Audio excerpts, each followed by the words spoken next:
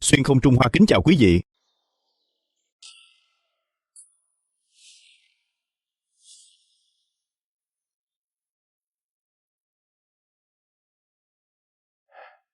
Cao tổng quản. Chuyện này là ý gì đây? Triệu Phượng Niên tiếp chỉ. Thân Triệu Phượng Niên tiếp chỉ. Phụng Thiên Thừa vận. Hoàng đế chiếu viết. Yến Vương Triệu Phượng Niên tại U Châu, thông đồng với địch, phản quốc, 3 ngày sau xử tử. Nhưng niệm tình Yến Vương mang dòng máu hoàng thất, đặc cách cho phép ngươi lưu lại tử tự, nối dõi tông đường. Ta đường đường là một người xuyên không. Nửa năm trước đã xuyên qua đây rồi. Lại còn thức tỉnh cái gì mà hệ thống thiên mệnh triệu hồi. Chỉ cần cưới vợ là tăng thọ nguyên. Lại còn nhận được đủ loại phần thưởng. Nhưng ta thân là một vương gia đang bị giam lỏng. Cả cái vương phủ này vườn không nhà trống. Ta biết đi đâu kiếm vợ đây. Âm thử. Thân Triệu Phượng Niên tiếp chỉ. Nói cách khác, ta có thể động phòng với 3 người bọn họ, không sai. Vậy bọn họ có thân phận lai lịch thế nào? Cũng giống như Yến Vương ngài thôi, đều là tử tù cả. Vừa bị tịch biên gia sản, cống giam không lâu, nhưng nếu được ngài chọn để lưu hậu, thì sẽ giữ được mạng. Yến Vương điện hạ, cha thiếp bị oan. Người chưa bao giờ có ý đồ tạo phản, cầu xin Yến Vương ngài nói giúp với triều đình một tiếng, tha cho chúng thiếp đi.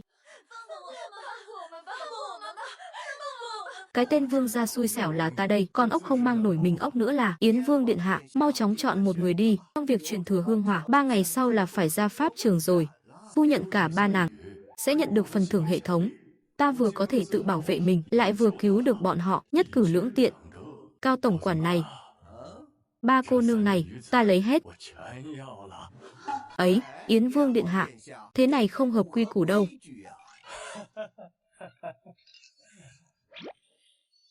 Cao tổng quản à, hợp quy củ hay không?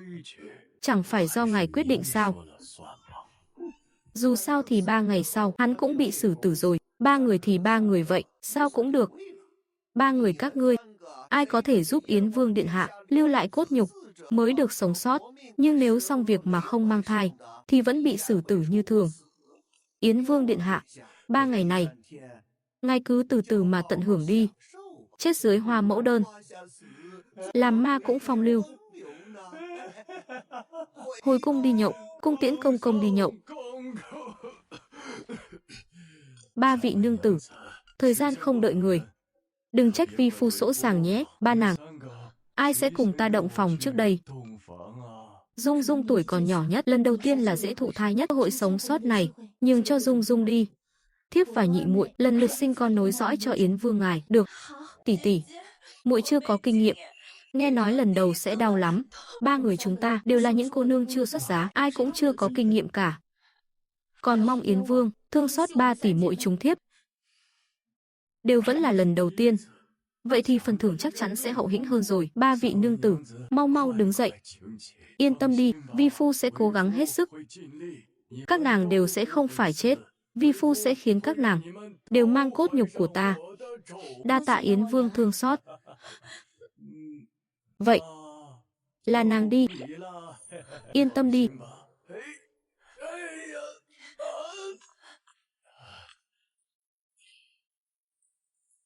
Yến Vương điện hạ, Dung Dung cái gì cũng không biết. Không sao. Ta dạy nàng.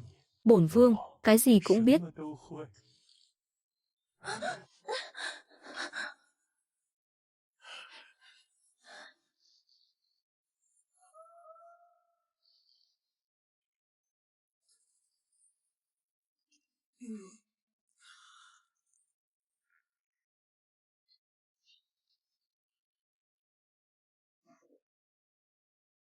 Sảng khoái quá.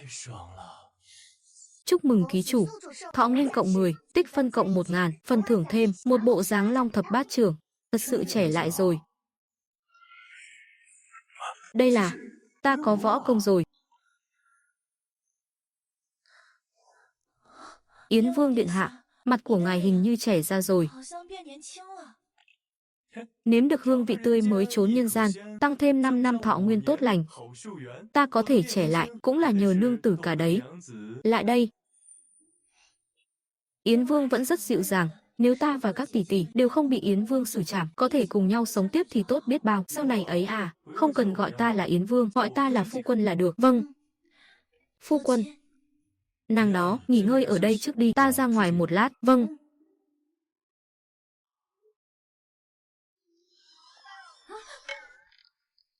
Hai vị nương tử. Có chuyện gì thế? Dung Dung đâu rồi? Đang nghỉ ngơi bên trong, dù sao cũng là lần đầu mà. Vẫn có chút không thích ứng kịp, phu quân của các nàng vẫn biết thương hoa tiếc ngọc lắm. Vậy chúng ta mau vào xem Dung Dung thế nào. Khoan đã, Thi Thi à, tối nay đến lượt nàng đấy. Vâng. Ta vốn tưởng Yến Vương thể nhược nhiều bệnh, 3 ngày chỉ có thể sủng hạnh một người, nên ta mới nhường cơ hội sống sót cho tiểu muội. Giờ xem ra, Yến Vương lợi hại như vậy, giờ lại còn trẻ ra nữa. Có lẽ, tỷ muội chúng ta đều có cơ hội sống sót. Nếu Yến Vương cùng chúng ta, chỉ mong không bị chém đầu là tốt rồi.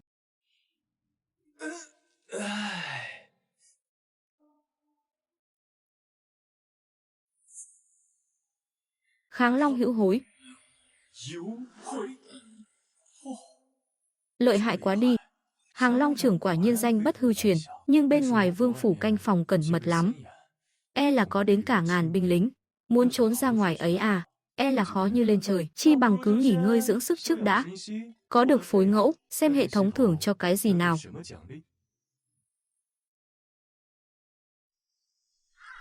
Tỷ tỷ, trong phủ chẳng còn gì ăn cả. Cho dù chúng ta có mang thai con nối dõi thì cũng chết đói trong vương phủ này thôi. Ai nói thế? Phu quân, phu quân. Các nương tử, mời ngồi. Nào, chỉ cần đi theo phu quân, tuyệt đối không để các nàng chị đói. Vi phu vừa luyện công cả ngày, tạm thời chưa đói, các nàng mau ăn đi. Đa tạ phu quân. Chàng ấy không ăn cơm, nhưng cơm cho chúng ta ăn ấy. Phu quân đúng là chàng nam tử có trách nhiệm, xem ra thời tới cản không kịp rồi. Phu quân, đêm nay để thiếp hầu hạ chàng nhé. Thi Thi à, vẫn là nàng hiểu chuyện nhất. Đi thôi. Vâng.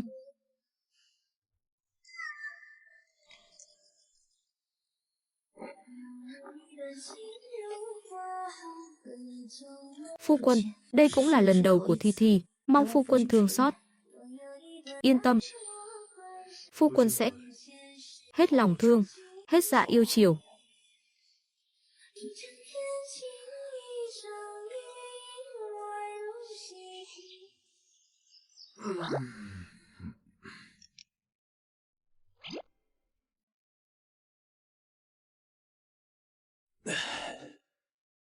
Chúc mừng ký chủ, thọ nguyên tăng 10, điểm tích lũy tăng 1000, thưởng thêm 100 cân gạo, 100 cân bột mì, 100 cân rau củ. Tuổi thọ và điểm đều tăng rồi. Lại còn nhận thêm được một số vật tư, như vậy thì có thể cho các nương tử ăn một bữa ra trò rồi. Tỷ, muội muội, cứ đà này mãi, chúng ta chết đói thật mất thôi. Yên tâm đi, phu quân đã nói rồi, chàng sẽ có cách mà. Chàng ấy thì có cách gì chứ? Ốc còn không mang nổi mình ốc, ngày mai là bị chém đầu rồi. Chẳng lẽ trước khi chết lại kiếm được đồ ăn, mang vào vương phủ chắc? Phu quân nói chàng sẽ không chết, chúng ta cũng sẽ không chết. Chúng ta phải tin tưởng phu quân. Ta thấy hai người sau khi động phòng với hắn, đều bị hắn làm cho mụ mị cả rồi. Nếu thực sự có cách, sao lại để chúng ta ở trong vương phủ chờ chết chứ? Theo ta thấy, hắn chỉ đang chém gió, lừa gạt các tỷ muội thôi. Phu quân, cơm canh đến rồi đây.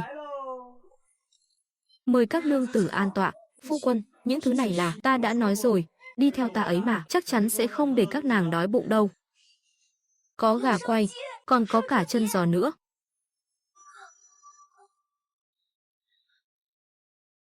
Ngon quá đi mất. Khóc lóc cái gì, đi theo ta, sau này ngày nào cũng có mà ăn. Phải rồi, đêm nay chắc đến lượt Liên Liên rồi nhỉ. Dạ, đợi thiếp ăn xong cái chân giò này đã, phải giữ gìn thể lực rồi mặc cho phu quân thương yêu. Trong 3 tỷ muội nàng, chỉ có nàng là đồ ham ăn nhất đấy.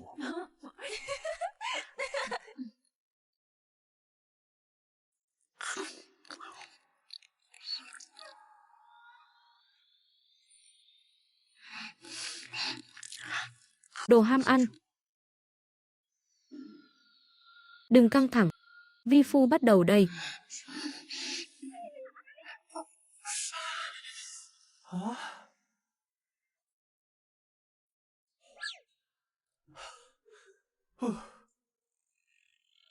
Đêm nào cũng làm tân lang, cảm giác này đúng là sướng rơn cả người. Chúc mừng ký chủ, thọ nguyên cộng 10, tích phân cộng 1000, do tối qua ký chủ hoàn thành nhiệm vụ vượt mức thưởng thêm 2000 tích phân. Tích phân hiện tại 5000, có muốn tiêu tốn 3000 tích phân để triệu hồi danh tướng Tam Quốc không? Vãi chưởng, hệ thống này còn triệu hồi được cả danh tướng Tam Quốc cơ à? Nếu mà quay ra được chiến thần Lữ Bố, mở đường máu xông ra ngoài thì chẳng phải ta được cứu rồi sao? Quay thưởng. Mời ký chủ chọn võ tướng. Triệu Vân. Hai tên kia toàn là hàng lởm. Triệu Tử Long tham kiến chủ công. Tham kiến chủ công. Tử Long, mau mau bình thân. Phu quân, hắn là ai vậy? Nương tử đừng sợ, tướng quân Tử Long là cánh tay phải đắc lực của ta, hắn đến để bảo vệ sự an toàn của chúng ta. Tử Long tham kiến tẩu tẩu, tướng quân Tử Long không cần đa lễ. Tử Long, hôm nay sẽ có biến lớn, hãy ra ngoài thành mai phục trước đi, đợi tín hiệu của ta. Mặt tướng tuân lệnh. Có Tử Long huynh giúp ta, lần này ta chắc chắn có thể thoát hiểm thành công. Nghịch thiên cải mệnh.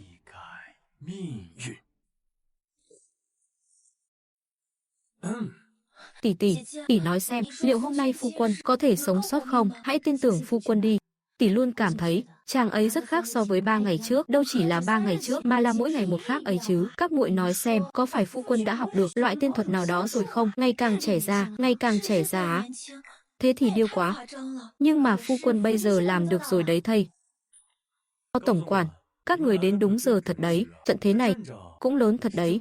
Lão nô phụng mệnh, tiễn Yến Vương điện hạ lên đường, sao dám chậm trễ, ta trung thành tận tâm. Nhật Nguyệt chứng giám. Tại sao triều đình lại dồn ta vào chỗ chết điện hạ? Có những chuyện, ngài và ta đều tự hiểu rõ trong lòng mà.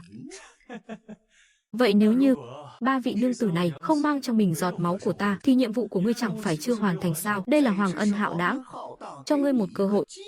Nếu cái thứ đó của ngươi không dùng được thì trách được ai? Đáng đời ngươi tuyệt tự.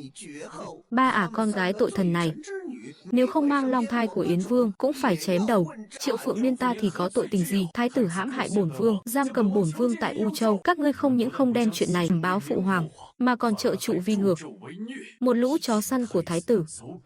Điện hạ, ngài nói lời này nặng nề quá. Chúng ta chẳng qua là ai thờ chủ nấy mà thôi. Ngài xuống âm cao địa phủ, cũng đừng oán hận chúng ta nhé. Chết đến nơi rồi, đâu ra mà lắm lời thế. Người đâu? Em tên loạn thần tặc tử này, băm vằm ra muôn mảnh cho ta. Rõ. Triệu Tử Long đâu?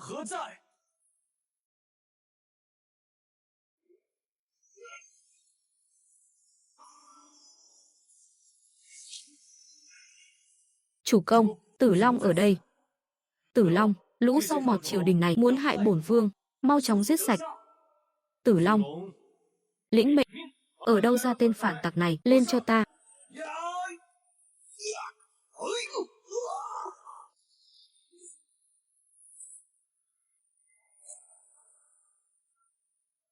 Bắt giặc phải bắt vua trước. Giết Yến Vương trước cho ta. Đúng, lên hết đi. Rõ.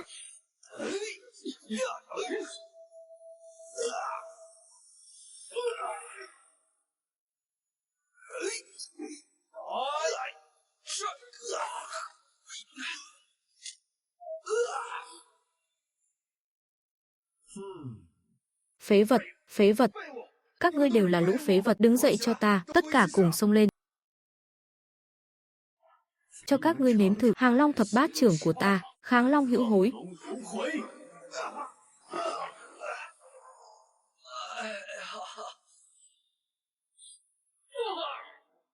Ngươi, sao ngươi lại lợi hại như vậy? Triệu Phượng Niên, ngươi đừng vội đắc ý sớm, ta nói cho ngươi biết bên ngoài đều là người của ta, ngươi nghĩ cho kỹ đi. Nếu ngươi dám giết ta, ta sẽ khiến ngươi chạy đằng trời cũng không thoát.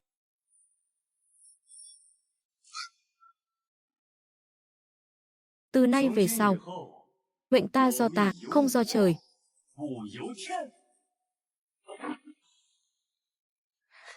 Phu quân, chàng không bị thương chứ? Không bị thương chứ? Không sao, phu quân của các nàng à, lợi hại lắm đấy. Trước đây ta luôn giấu tài, tỏ ra yếu đuối, chính là đợi thời cơ chín muồi.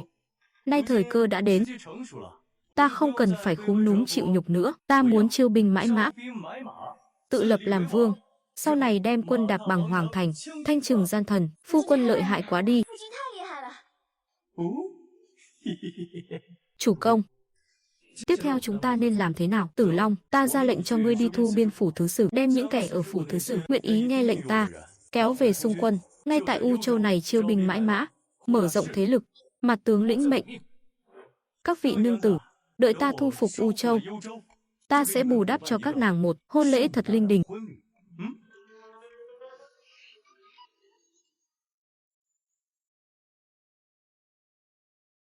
Cung hỉ Yến Vương đại hôn. Mời vào, mời vào, mời vào trong. Cung hỉ Yến Vương đại hôn. Đa tạ, cung hỉ nhé. Đa tạ.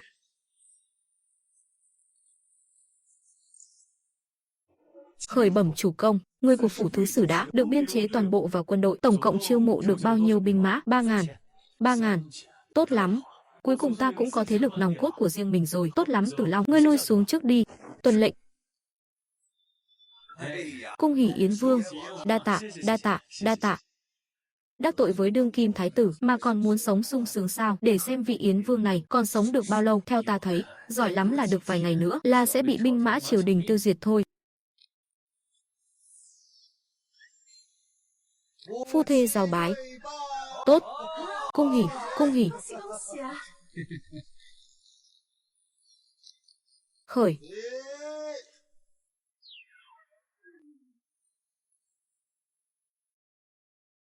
Đưa vào đóng cọc. Hay, cung hỉ, nương tử, cung hỉ.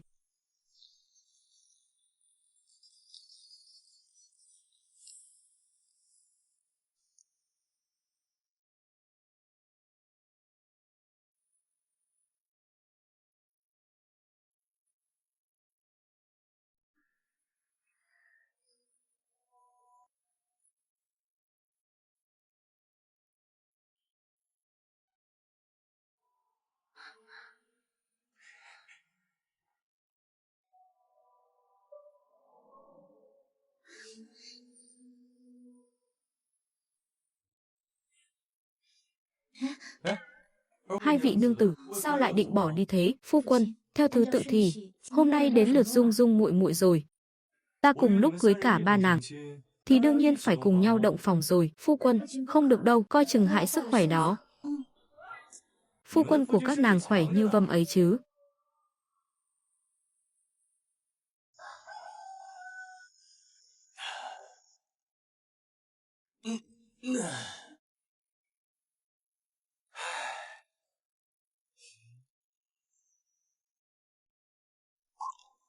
Đúng là diễm phúc trốn nhân gian. Thông khoái tột cùng nha.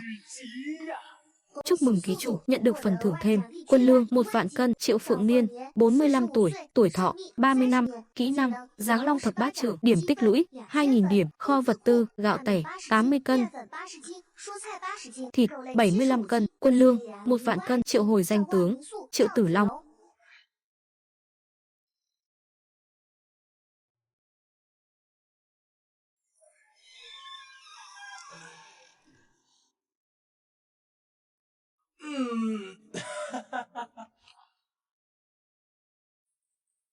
Bái kiến chủ công. Có chuyện gì? Bẩm báo chủ công, quân lương tại phủ thứ sử đang nguy cấp, chỉ còn chưa đầy 1.000 cân. Với 3.000 nhân mã của chúng ta, nếu dùng tiết kiệm cũng chỉ cầm cự được 3 ngày. Không sao, trong phủ ta vẫn còn 1.000 cân lương thực, ngươi cứ mang đi trước đi. Tuy chỉ như muối bỏ bể, nhưng ta sẽ sớm nghĩ cách xoay sở thêm lương thảo. Nếu không có đủ quân lương thì 3.000 binh mã này chưa chắc đã chịu nghe chúng ta điều khiển đâu. Muốn lớn mạnh lại càng khó hơn. Mà tướng đi ngay đây, triệu tập đám phú thương đó, yêu cầu bọn họ nhất định phải nộp số lương thực đó, coi như là phí bảo kê để bọn họ được yên ổn làm ăn tại U Châu. Không được, làm vậy ngược lại sẽ kích động lòng phản nghịch của bọn họ, cần phải chú trọng sách lược, từ từ mà tính.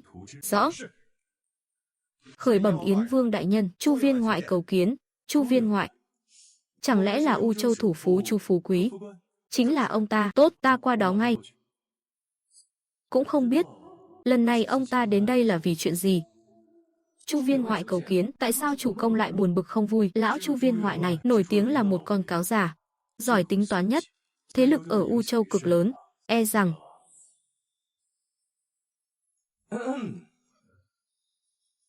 tham kiến vương gia. Đứng lên đi.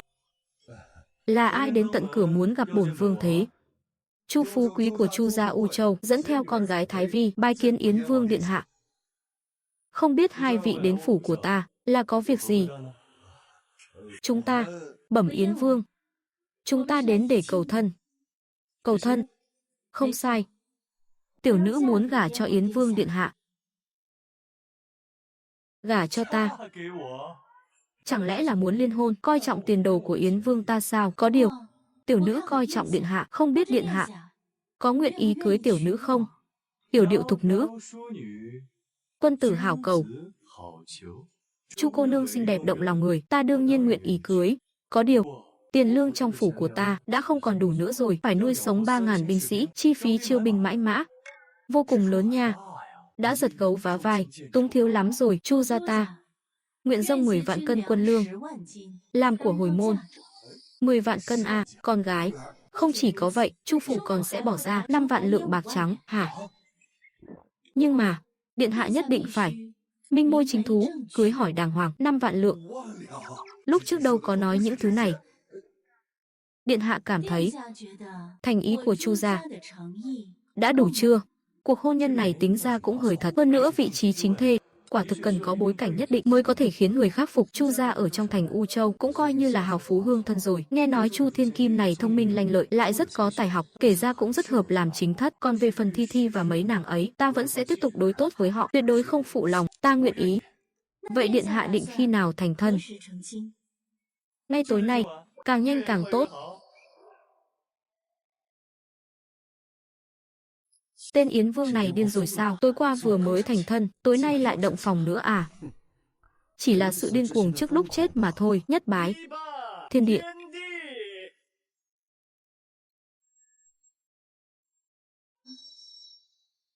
Nghe đồn, Thái tử điện hạ đã phái đại quân đến vây đánh U Châu rồi. E là khởi, sáng sớm mai là binh lâm thành hạ rồi. Hắn còn tâm trạng mà động phòng sao? Loại người này sao làm nên đại sự được? Nhị bái cao đường. Nói không sai, cái lão Chu phú quý đó sắp bị vạ lây rồi. Đến lúc đó, thái tử mà thanh trừng thì Chu gia sẽ bị diệt môn thôi. Lúc ấy, gia sản của Chu gia, huynh đệ ta chia nhau nhé. Chuẩn luôn. Phu thê giao bái.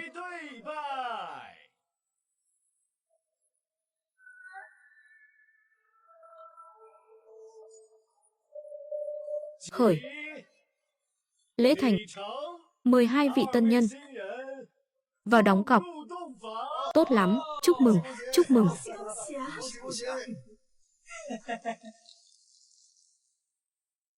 Nương tử. Nương tử à?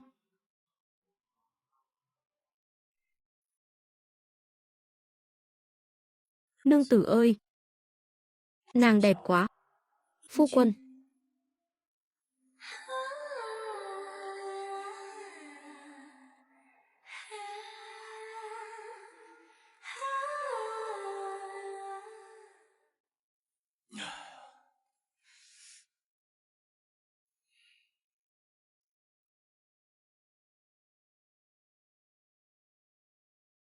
Không biết lần này sẽ có phần thưởng gì đây?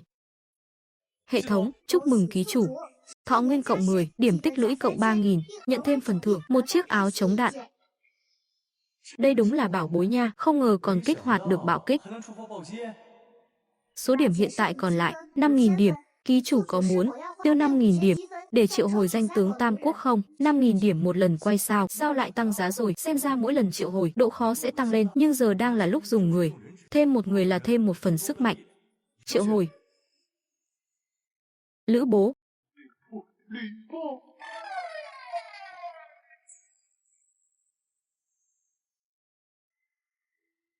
Quách gia. Đây chính là thời Tam Quốc, mưu sĩ hàng đầu thiên hạ, đúng là Quách gia bất tử, Toàn Long bất xuất. Hiện tại, ta đang rất cần quân sư. Ta chọn Quách gia. Quách Phụng hiếu bái kiến chủ công. Phụng Hiếu mau đứng dậy. Phụng Hiếu, sau này ngươi chính là cánh tay phải đắc lực của ta. Hôm nay ấy à, chúng ta nhất định phải ra ngoài, làm vài ly cho đã đời, nào. Được.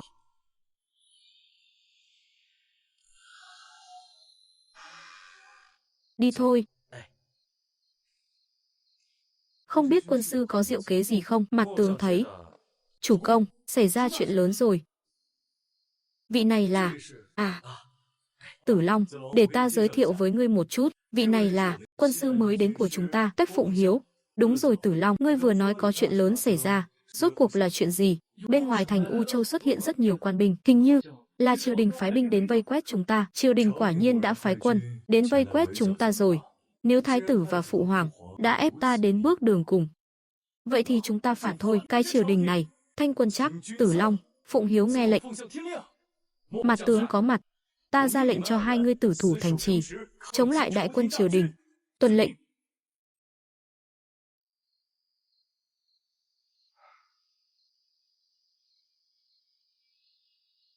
Lần này có thể vượt qua kiếp nạn hay không? Phải trông cậy vào hai người họ rồi.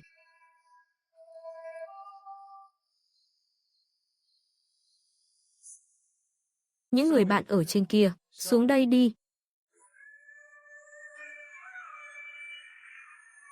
Yến Vương Triệu Phượng Niên kháng chỉ bất tuân, lập tức bắt giữ. Nếu dám phản kháng, giết không tha. Đại nội Cẩm Y vệ muốn giết bổn vương sao? Các ngươi đúng là đang chán sống rồi. Ngoan cố mất khôn, bắt lấy hắn.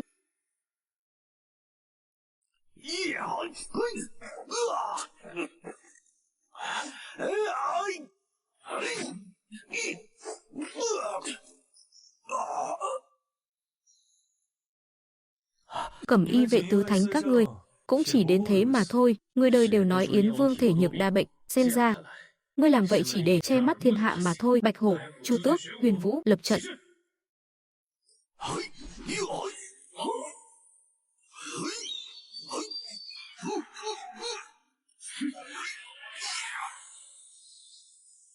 Cho các ngươi mở rộng tầm mắt. Hàng Long thập bát trưởng của ta đây. Kháng Long hữu hối.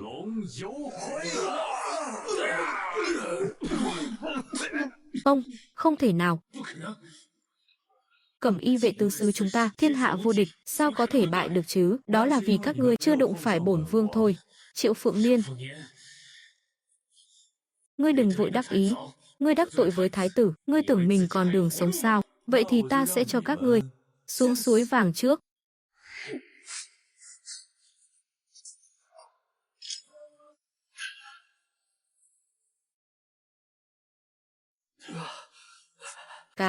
Cái này là...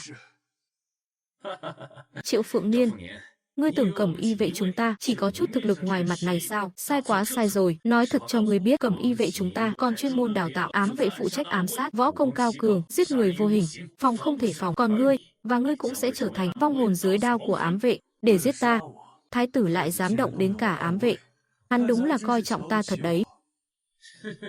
Có thể chết dưới đao của ám vệ, ngươi nên cảm thấy vinh hạnh đi. Vậy sao? Giết hắn. Thần Long bãi vĩ.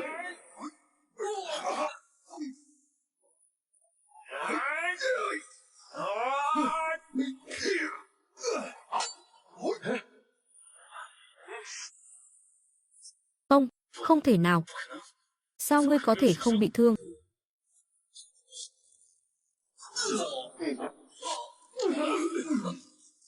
Phu quân, chàng không sao chứ? Ta không sao, chỉ là mấy tên trộm vặt thôi mà. Nói về sức chiến đấu ấy à, bọn chúng còn chẳng bằng một nửa các nàng đâu.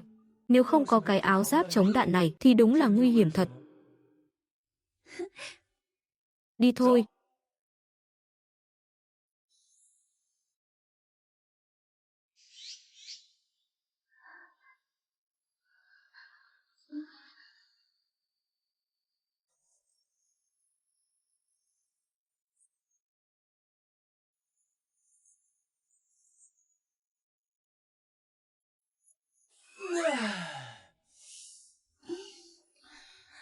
Phu quân.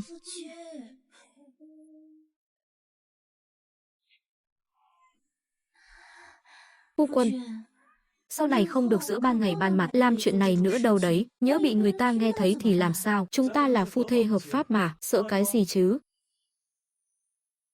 Canh sâm nguội rồi, để thiếp đi hâm nóng lại cho chàng. Chúng ta đi tắm thôi, trong đầy cháy nhờn, khó chịu lắm. Được thôi, nhị tỷ, Thái vi tỷ, chúng ta cùng đi tắm nào.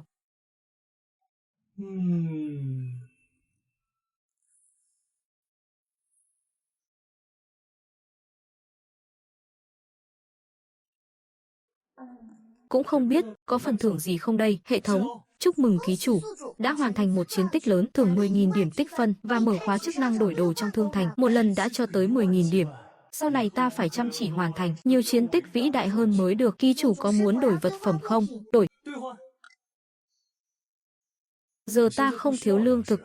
Xem thử còn cái gì khác không. Lựu đạn. Đây đúng là vũ khí hủy diệt hàng loạt nha. Vậy đổi trước 30 quả đi. À không, 50 quả. Đổi thành công.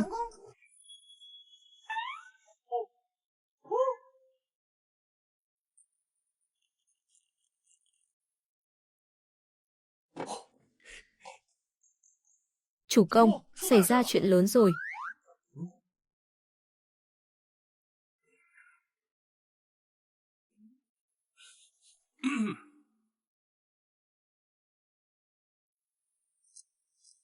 Chủ công, nguy to rồi. Hai vị mau đứng dậy đi, có chuyện gì từ từ nói. Khởi bẩm chủ công, ngoài thành đột nhiên xuất hiện một lượng lớn binh mã vây giáp, phải đến 5 vạn người, đông gấp 5 lần quân ta. Dù mặt tướng và quân sư đã dốc sức chống cự, nhưng vẫn không thể ngăn cản bước tiến của chúng. Hiện tại địch đã binh lâm thành hạ, cổng thành đang ngàn cân treo sợi tóc rồi. Thái tử vì muốn trừ khử ta mà tốn công tốn sức thật đấy. Xem ra nếu không giết được ta, hắn sẽ không chịu để yên đâu. Thuộc hạ nguyện cùng Tử Long tướng quân hộ tống chủ công phá vây ra ngoài, chờ ngày sau Đông Sơn tái khởi.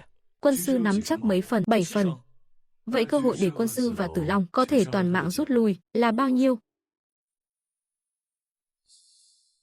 Chưa đến 2 phần. Không được. Ta không thể vì mạng sống của mình mà để các ngươi hy sinh vô ích được. Tính mạng của các huynh đệ. Bẩm chủ công, đại địch đang ở ngay trước mắt, ta không còn cách nào khác.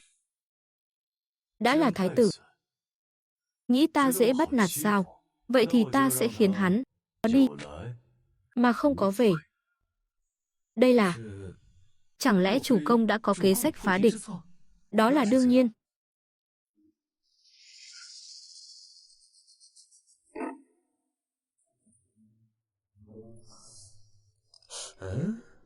Đây là vật gì?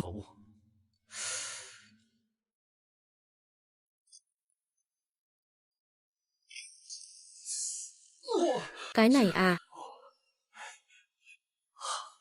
Uy lực của nó sánh ngang sấm sét, lo gì không phá được địch. Phải. Tử Long tướng quân, ta lệnh cho ngươi dùng số lựu đạn này đánh tan quân địch. Mặt tướng lĩnh mệnh. Mau mở cổng thành, ra đây chịu chết đi. Lên. Bẩm báo tướng quân, thành trì sắp bị công phá rồi. Không sao. Tướng quân có diệu kế gì chăng?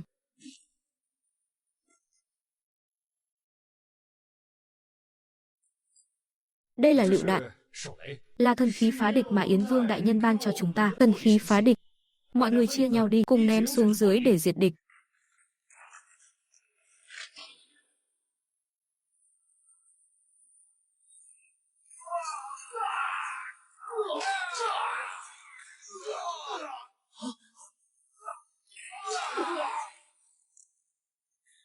Bẩm báo tướng quân, quân địch đã bị đánh lui. Tốt lắm. Toàn quân nghe lệnh. Tất cả theo ta giết địch. Rõ. Giết.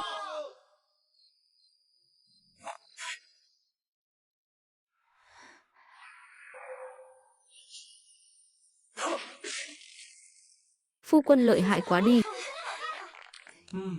Chủ công võ nghệ thật cao cường. Võ công của chủ công thật xuất chúng. Mặt tướng bái phục. Tử Long, chiến sự thế nào rồi? Mặt tướng dùng 2 dương lựu đạn mà chủ công ban cho đã đại thắng trở về. Tốt lắm. Đại nghiệp thảo phạt tên thái tử vô đạo chính thức bắt đầu từ đây. Mặt tướng còn một chuyện muốn bẩm báo. Mặt tướng nhận được tin, thái tử đang điều động binh lực 4 quận Hoài Bắc ý đồ vây hãm U Châu. Chúng ta chỉ có vỏn vẹn vài ngàn binh mã, e rằng không chống đỡ nổi. Tử Long nói rất đúng. Vậy quân sư có cao kiến gì không? Mà tướng cho rằng thái tử hôn quân vô đạo, những năm nay che mắt thánh thượng, đã có hiểm nghi, giam lỏng thánh thượng, giả truyền thánh chỉ, khắp nơi thiên tai liên miên, nhưng chưa từng thấy thái tử phát văn trần tai, có thể thấy thiên hạ đã oán thán hắn từ lâu. Nếu chủ công ban bố kịch văn thảo phạt thái tử, kể rõ 10 tội lớn của hắn, triệu tập anh hùng hào kiệt trong thiên hạ cùng nhau khởi nghĩa, thì việc xuất quân sẽ danh chính ngôn thuận. Quân sư nói rất đúng, vậy chúng ta cứ làm theo lời quân sư đi. Tuân lệnh chủ công.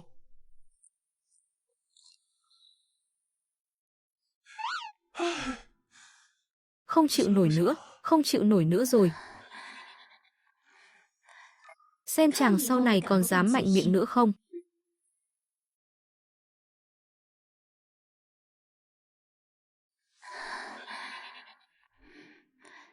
Xem chàng sau này còn dám mạnh miệng nữa không? Lạ thật đấy. Bất kể ta có xoay sở thế nào cũng không kích hoạt được phần thưởng hệ thống, xem ra phải tiếp tục nạp thêm thế thiếp hoặc phải làm nên đại nghiệp kinh thiên động địa thì mới được. Chủ công, ngài đã dậy chưa? Ai đó? Ra ngay đây.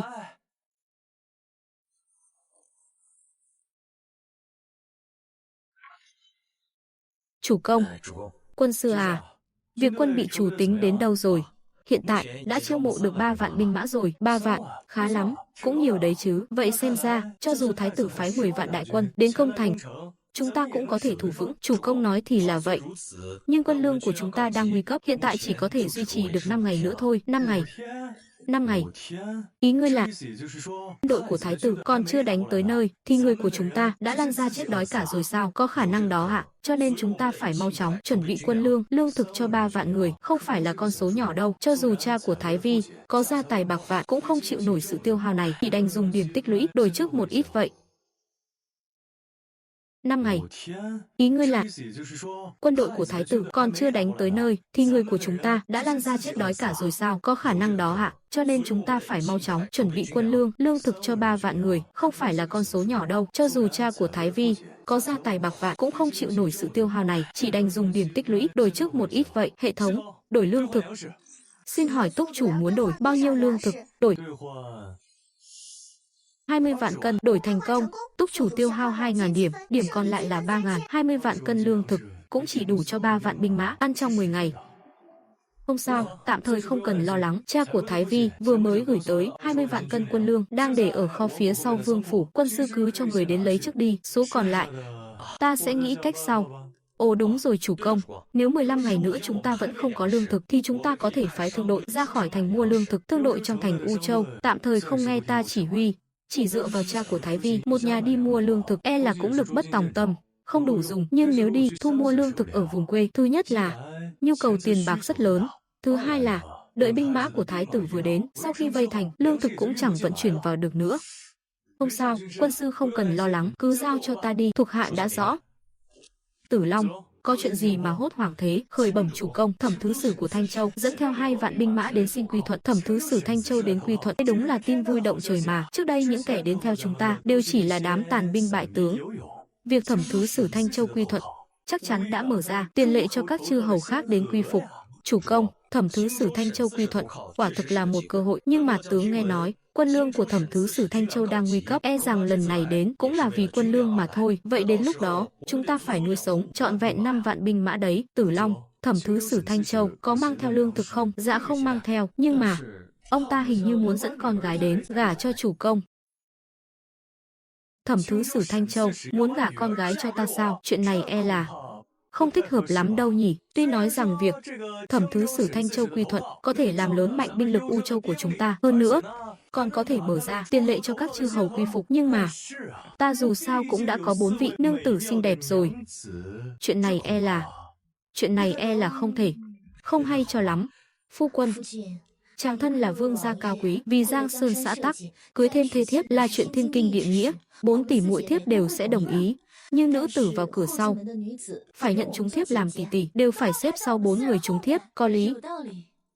Đó là lẽ đương nhiên rồi, tất nhiên là phải nhận các nàng làm tỷ tỷ. Dù sao thì không có quy củ sao thành phương viên, gia hòa thì vạn sự mới hưng mà, nữ tử mới vào cửa, nhất định phải ngoan ngoãn nghe lời. Các nàng yên tâm, vi phu chắc chắn sẽ không để các nàng chịu thiệt thòi đâu. Vậy thì tốt rồi, việc này giao cho Tử Long tướng quân đi lo liệu nhé. Hôn lễ nhất định phải long trọng, không thể để người ngoài chê cười được. Mặt tướng lĩnh mệnh, mặt tướng cáo lui. Các vị nương tử à, thực ra ta thật sự không muốn cưới đâu, nhưng mà chuyện này cũng là vạn bất đắc dĩ. Đa tạ các vị nương tử đã khoan hồng đại lượng. Vậy thì phạt chàng 3 ngày, không được phép động vào 4 tỷ muội chúng thiếp. Vậy thì phạt chàng 3 ngày, không được phép động vào 4 tỷ muội chúng thiếp. 3 ngày á? Vậy 3 ngày này ta biết làm thế nào? Tự nhiên là đi bồi tiếp con gái của thứ sử rồi. Ta chính là đi mà chơi với con gái Thẩm thứ sử của chàng đi. Thái vi nương tử à, Thái vi nương tử, nàng phải giúp ta đấy. Hy vọng con gái của thứ sử có thể không phụ sự kỳ vọng của mọi người, đừng để đến lúc đó lại chạy sang cầu cứu 4 tỷ muội chúng thiếp là được. Ta.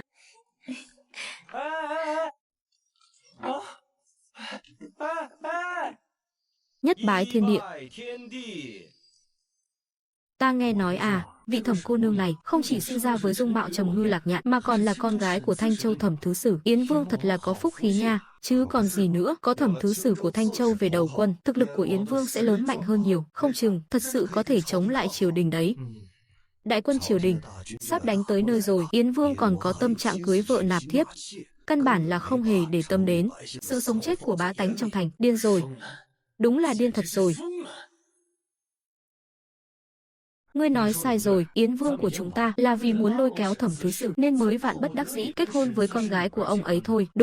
Đúng vậy, nghe nói lần này Thanh Châu Thẩm thứ sử đã mang tới tận 2 vạn binh mã, các ngươi đều bị che mắt rồi. 2 vạn người đó toàn là già yếu bệnh tật, căn bản chẳng có sức chiến đấu gì cả. Hơn nữa lương thảo của họ đang nguy cấp, chạy đến U Châu này chính là để kiếm cơm ăn thôi. Thế nhưng Yến Vương lại chấm trúng con gái nhà người ta rồi, để lấy lòng đối phương lại dám nhận hết 2 vạn kẻ già yếu bệnh tật kia, thu nhận toàn bộ. Không ngờ Yến Vương lại là người như vậy, đi theo hắn chống lại triều đình chỉ có một con đường chết. Đại quân triều đình sắp vây khốn U Châu rồi, ta xem chút lương thảo đó của ngươi còn cầm cự được mấy ngày. Lễ thành, đưa vào động phòng. Tốt quá, cung hỉ. Tiểu nương tử, chúng ta bắt đầu thôi nào.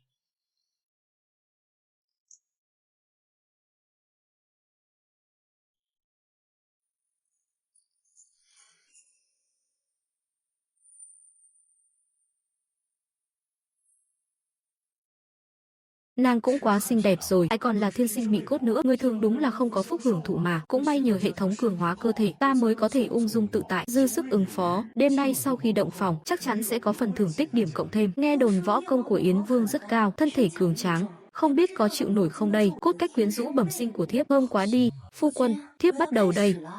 Chàng phải dáng chịu đựng nhé.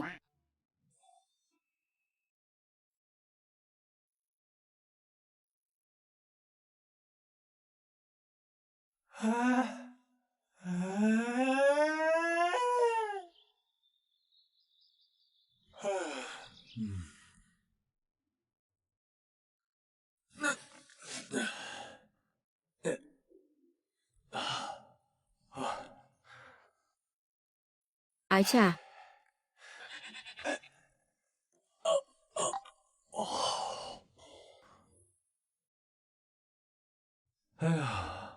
Cái eo nhỏ của ta, suýt nữa bị nàng ấy ngồi gãy luôn rồi. Quả nhiên chỉ có trâu cày chết mệt, chứ làm gì có dụng bị cày hỏng. Cũng không biết lần này hệ thống sẽ ban thưởng cái gì đây. Hệ thống, chúc mừng ký chủ, thọ nguyên tăng 10 năm, điểm tích lũy tăng 1 vạn. 1 vạn điểm. Chỉ tiếc là ta chỉ là người trong hoàng thất, thân phận cao nhất có thể cưới cũng chỉ là con gái của thứ sử. Ký chủ còn dư 1 vạn 3.000 điểm, có muốn đổi vật phẩm không? Đổi lấy 50 vạn cân lương thực, 5.000 điểm đổi thành công. Ký chủ còn lại 8.000 điểm, có muốn tiếp tục đổi không? 50 vạn cân lương thực này có thể cầm cự được 1 tháng, tạm thời không cần lo vấn đề lương thảo nữa. Số điểm còn lại cứ tích trữ trước đã, để phòng khi cần kíp. Vậy tạm thời không đổi nữa.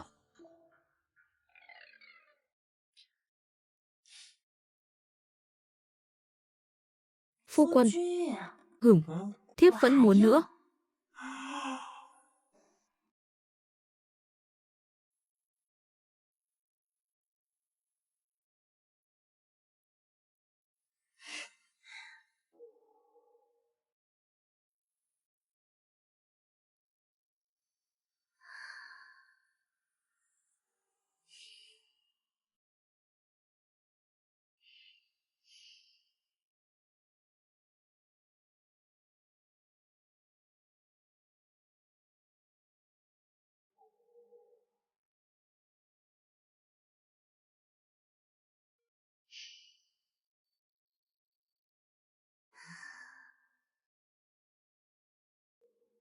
Cuộc sống vương gia thời cổ đại cũng quá sướng rồi, 5 vị nương tử, tẩy đàn, múa hát đút nho, quả thật là sướng như tiên mà.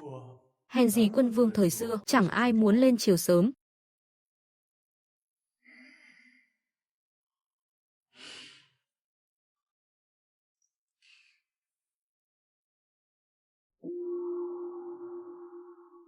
Phu quân, tiếng đàn này của thiếp Trang thấy thế nào? Không tệ, rất hay, Thái Vi gảy đàn vô cùng tuyệt diệu, khiến ta bất giác nhớ tới một bài thơ. Thơ gì vậy? Phu quân mà cũng biết làm thơ sao? Nàng nói vậy là có ý gì hả? Nàng tưởng phu quân của nàng là loại võ biền một chữ bẻ đôi không biết sao. Nghe cho kỹ đây, phu quân à. Chúng thiếp đang rửa tai lắng nghe đây. Cẩm sắt vô đoan ngũ thập huyền. Nhất huyền nhất trụ tư hoa niên. Trang sinh hiểu mộng mê hồ điệp. Vọng đế xuân tâm thác đỗ quyên. Thương hải nguyệt minh châu hữu lệ. Lam điền nhật noãn ngọc sinh yên. Thử tình khả đãi thành truy ức. Chỉ thị đương thời dĩ võng nhiên. Câu thơ đẹp quá. Ý cảnh thật thâm sâu. Hay cho câu thử tình khả đãi thành truy ức. Chỉ thị đương thời dĩ võng nhiên. Câu này quá tuyệt diệu. Phu quân, dung dung yêu chàng chết mất. Thơ ca quả nhiên là vũ khí tối thượng. Để dân xuyên không đi phong bạt. Thu hoạch giàn phan nữ. Dùng tốt thật đấy. Tâm Lan, nàng nhìn ta bằng ánh mắt gì thế? Thơ từ phu quân làm, thật sự quá đỗi tuyệt vời. Thiếp lại không kìm lòng được, lại muốn phu quân rồi. Tâm Lan, nàng cho vi phu nghỉ chút đã, nghỉ chút đã. Chủ công, có tin báo thắng trận. Tử Long, có chuyện gì thế? Khởi bẩm chủ công, đêm qua mặt tướng thống lĩnh 1 vạn quân, kích doanh trại địch trong đêm, đại thắng trở về, quân địch thương vong hàng vạn tên, phải lui về sau 30 dặm. Đại tiệp, tốt lắm. Làm đẹp lắm, chúng ta chưa đến 5 vạn quân mà đã đánh bại 10 vạn đại quân triều đình. Cứ đà này, chẳng bao lâu nữa, chúng ta sẽ huy sư Nam Hạ, tiến thẳng vào kinh thành. Báo. Bẩm vương gia, xảy ra chuyện lớn rồi. Chuyện gì mà hốt hoảng thế? Bên ngoài có một đám người kéo đến. Bên ngoài là những kẻ nào vậy? Dám đến phủ Yến vương ta gây sự, to gan thật đấy. Họ nói vương gia là sao chổi, đòi vương gia phải cút khỏi thành U Châu. Có lẽ là mấy tên điêu dân gây rối thôi, hoặc là bị kẻ gian xúi giục. Tử Long, chúng ta ra xem sao. Tuân lệnh. Lùi lại mau. Thưa bà con cô bác U Châu, xin mọi người đừng kích động. Yến vương thương dân như con, sẽ không bỏ mặc mọi người đâu.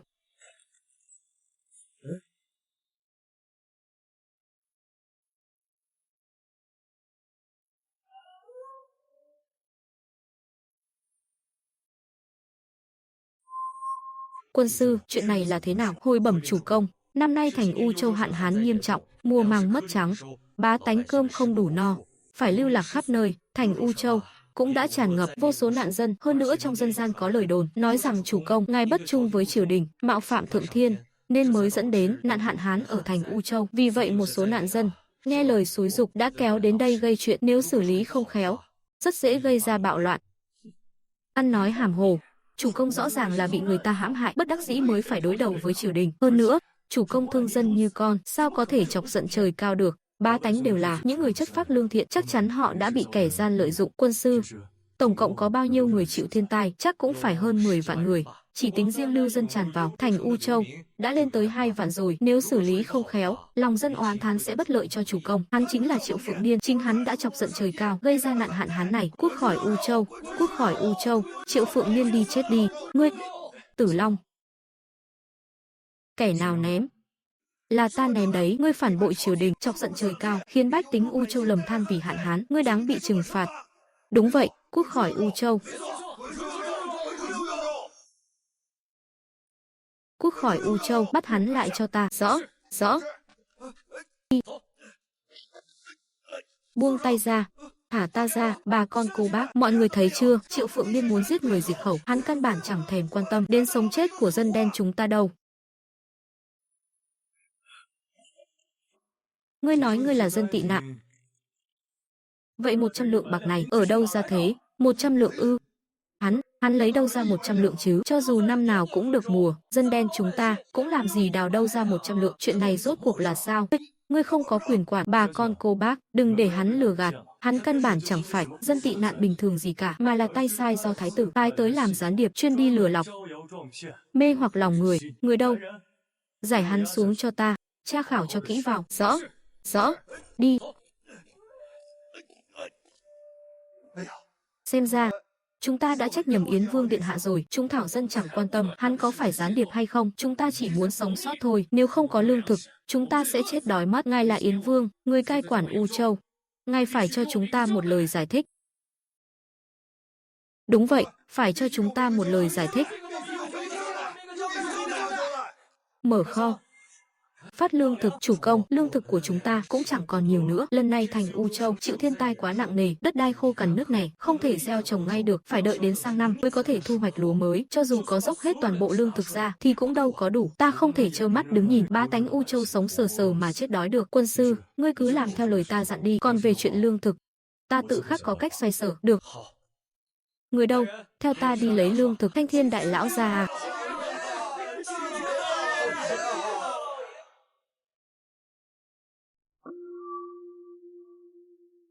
Chủ công, hai vị mời ngồi. Lương thực đã phát xuống hết chưa? Bẩm, theo lệnh chủ công căn dặn mỗi người được phát 5 cân kê, nhưng mà số lượng nạn dân càng lúc càng đông, nhiều nhất cũng chỉ có thể duy trì được 1 tháng thôi. Phu quân, cha thiếp đã ra ngoài thành để thu mua lương thực rồi, nhưng cho dù có dốc cạn gia sản nhà họ Chu, e rằng cũng chỉ chẳng cầm cự quá 1 tháng. Vất vả cho nương tử rồi, nào. Phu quân, Tâm Lan, cha của thiếp cũng đã gom góp từ Thanh Châu được 1 tháng lương thảo. Thời gian này vất vả cho mọi người quá. Chủ công, cho dù là vậy cũng chỉ cầm cự được 3 tháng, mà bá tánh thì phải đợi cả năm mới tới mùa thu hoạch. Đừng vội, ta đã nghĩ ra cách giải quyết rồi. Cách gì vậy? Nhìn xem, khoai tây. Đây là vật gì thế? Khoai tây, nó không chỉ giúp ăn no mà sản lượng còn cực kỳ cao hơn nữa nhé, sản lượng gấp 10 lần lúa kê.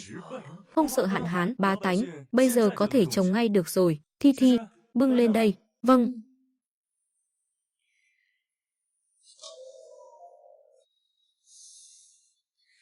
Đây là thứ phu quân đặc biệt dặn dò thiếp trồng thử. Mọi người mau nếm thử đi.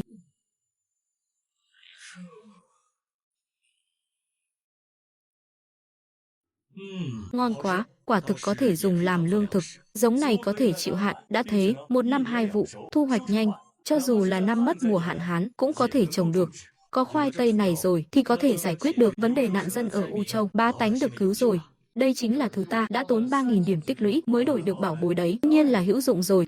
Tử Long, ngày mai theo ta ra ngoài thành một chuyến. Ngoài ra, đem số khoai tây này phát tận tay cho bá tánh, đồng thời phổ cập kiến thức canh tác cho họ, rồi phát thêm cho bá tánh một ít giống khoai tây nữa.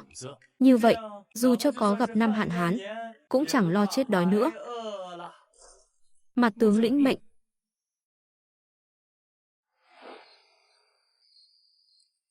Chủ công, đã phát xong hết rồi, chúng ta được cứu rồi, vẫn còn 1-2 thôn trang nữa. Thấy bá tánh được cơm no áo ấm, lòng ta cũng thấy an yên, vậy chúng ta nhanh chân lên. Chủ công. Dừng lại.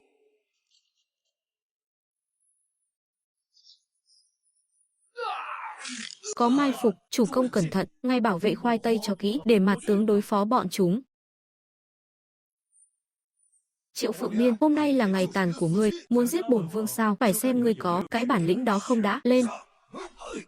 Giáng Long thập bát trưởng. Nguy rồi. Mục tiêu của bọn chúng là phá hủy số khoai tây này. Không ngờ Yến Vương lại coi trọng mấy cái thùng gỗ này đến như vậy. Người đâu, vây chặt lấy Yến Vương cho ta. Tránh ra.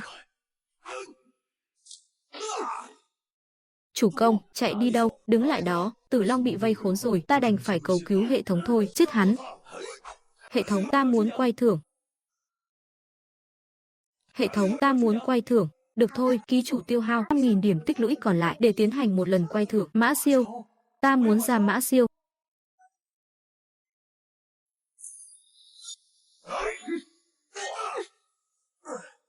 Mã Mạnh Khởi.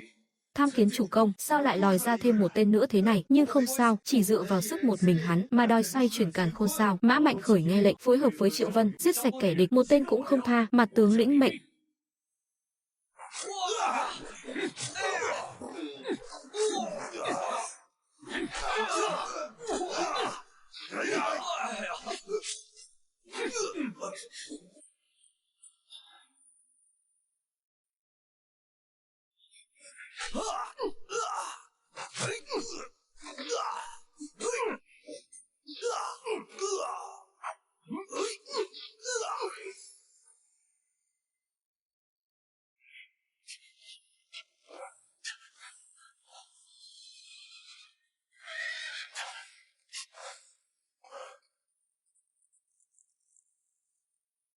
Mạnh Khởi huynh, Tử Long huynh, đã lâu không gặp. Không ngờ huynh đệ chúng ta lại có thể cùng nhau chinh phạt thiên hạ. Chuyện này là nhờ phúc của chủ công đấy. Kiếp trước, các khanh chưa hoàn thành tâm nguyện thống nhất thiên hạ. Kiếp này, ta sẽ giúp các khanh toại nguyện.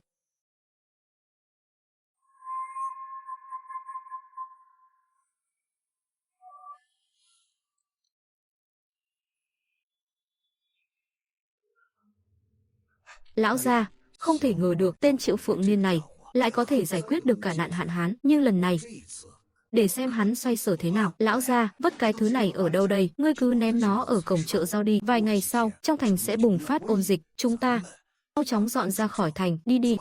Rõ.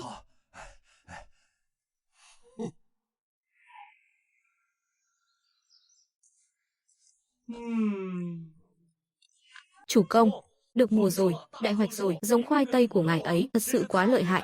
Chỉ trong 3 tháng, sản lượng so với kê cao hơn gấp 10 lần. Bây giờ bách tính, nhà nào nhà nấy đều đã tích trữ đủ lương thực cho 2 năm, không còn phải lo nạn đói nữa rồi. Tốt lắm.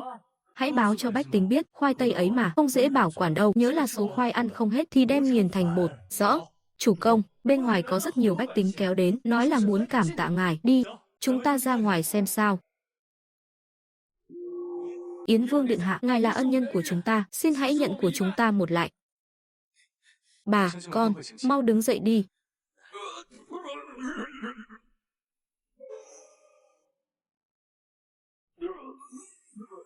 Chuyện gì thế này? Nóng quá. Họ bị làm sao vậy? Gần đây trong thành có rất nhiều bách tính đều bắt đầu ho khan, chắc là bị nhiễm phong hàn rồi. Đây không phải là phong hàn đâu, là ôn dịch đấy. Chủ công, ngài mau rời khỏi đây đi, ngài không thể để lây nhiễm ôn dịch được. Ôn dịch sao? Chúng ta bị ôn dịch rồi, phải làm sao bây giờ? Chúng ta không muốn chết đâu. Yến Vương điện hạ, cầu xin ngài hãy cứu chúng ta với. Bà, con, mọi người cứ yên tâm. Ta nhất định sẽ chữa khỏi cho mọi người. Chủ công, mà tướng sẽ lập tức đi tìm đại phu giỏi nhất thiên hạ về chữa bệnh cho bách tính. Không được. Ôn dịch phát tác rất nhanh, cho dù ngươi có tìm được danh y giỏi nhất thiên hạ thì e là bách tính cũng không đợi được đến lúc đó đâu. Vậy phải làm sao đây? Nếu không kịp thời chữa trị, e rằng bách tính cả thành đều sẽ mắc ôn dịch mất. Muốn dập tắt ôn dịch, không chỉ cần chữa trị, mà quan trọng hơn là phải phòng ngừa. Phụng Hiếu, Tử Long, các ngươi lập tức đưa những người nhiễm bệnh đi cách ly ngay, ngăn chặn ôn dịch lây lan trên diện rộng. Mặt tướng lĩnh mệnh.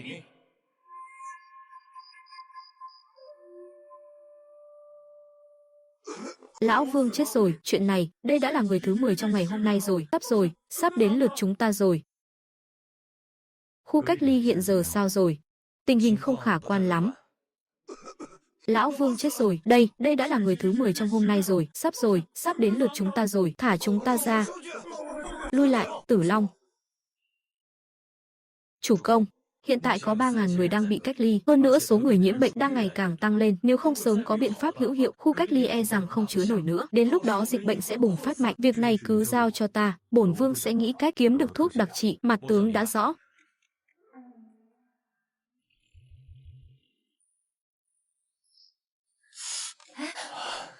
Phu quân. Thi Thi, nàng tránh xa ta ra một chút, ta e là đã nhiễm dịch bệnh rồi. Bây giờ, thiếp cũng nhiễm bệnh rồi, nương tử, nàng làm vậy là cớ sao? Dịch bệnh này đáng sợ lắm, rất có thể sẽ mất mạng đấy. Thiếp không quan tâm, cho dù xảy ra chuyện gì, thiếp cũng muốn ở bên cạnh phu quân, cho dù là chết, thiếp cũng muốn chết cùng chàng, còn có chúng thiếp nữa.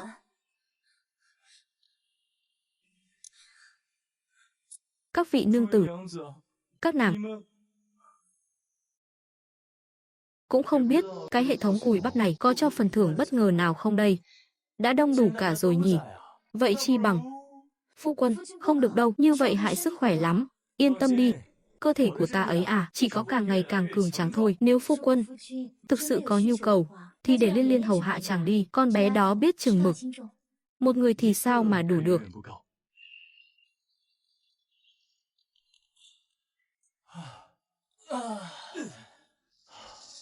Bệnh của ta khỏi rồi. Chúc mừng ký chủ, thọ nguyên cộng 10, điểm tích lũy cộng 20.000, cập nhật cửa hàng quy đổi điểm, cộng 20.000 điểm. Cập nhật cửa hàng, để ta xem có đồ tốt gì nào. Quả nhiên có thuốc đặc trị, có điều giá hơi chát một chút, đắt thì đắt vậy. Đổi thuốc đặc trị, chúc mừng ký chủ nhận được thuốc đặc trị, còn lại 10.000 điểm.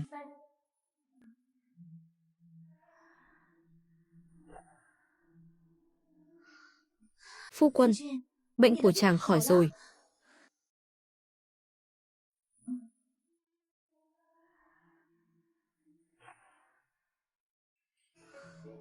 Phu quân, chủ công, xảy ra chuyện lớn rồi. Vào đi. Chủ công, nguy to rồi. Tối qua có kẻ đã trốn khỏi khu cách ly, chỉ trong một đêm, dịch hạch ở U Châu đã bùng phát dữ dội, gần 1 vạn người đã bị lây nhiễm, hiện tại đã không thể khống chế được nữa rồi. Chủ công, ngài mau đưa các vị phu nhân rút lui ngay đi ạ. Phụng Hiếu, không cần phải vội. Chủ công, mạng người quan trọng lắm đấy ạ. Dịch bệnh lây lan với tốc độ rất nhanh, không đi ngay là không kịp đâu. Yên tâm, ta đã tìm được thuốc chữa dịch hạch rồi. Chủ công, ngài nói dịch hạch có thể chữa được sao? Theo ta ra hậu viện, vào nhà củi lấy thuốc, trong đó ấy đều là thuốc đặc trị cả đấy. Hơn nữa nhé, cho người bệnh uống xong, đảm bảo thuốc vào bệnh tan. Đi thôi, đi.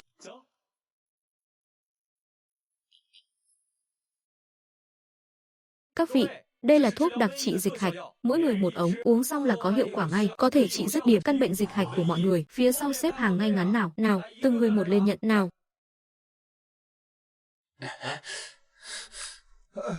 Lại đây, lại đây.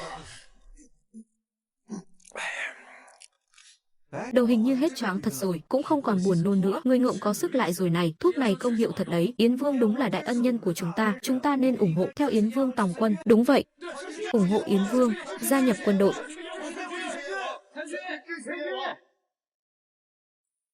Khởi bẩm chủ công, dịch bệnh đã được khống chế triệt để rồi ạ. Ba tánh trăm họ vô cùng biết ơn ngài. Có không ít người đều tự nguyện xin tòng quân đấy ạ. Tốt lắm, việc ta bảo ngươi điều tra, đã tra xét thế nào rồi? Đã tra rõ rồi ạ. Là môn phiệt U Châu, Trương Đức Phát đã sai người phát tán mầm bệnh dịch hạch. Vậy chúng ta phái người đến chỗ hắn, tính cho xong món nợ này.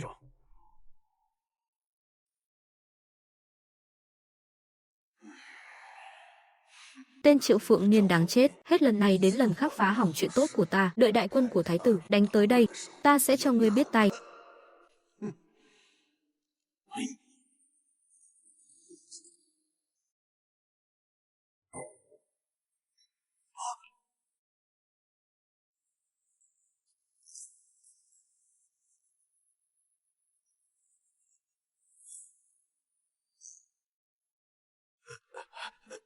Yến Vương điện hạ, ngài dẫn người đến phủ của ta. Có việc gì thế, bắt lại cho ta. Rõ. Buông ta ra. Điện hạ, cho dù là vương gia cũng không thể vô cớ bắt người chứ, ta có thể lên triều đình kiện ngài đấy. Mang lại đây. Con bồ câu đưa thư này, ngươi có nhận ra không?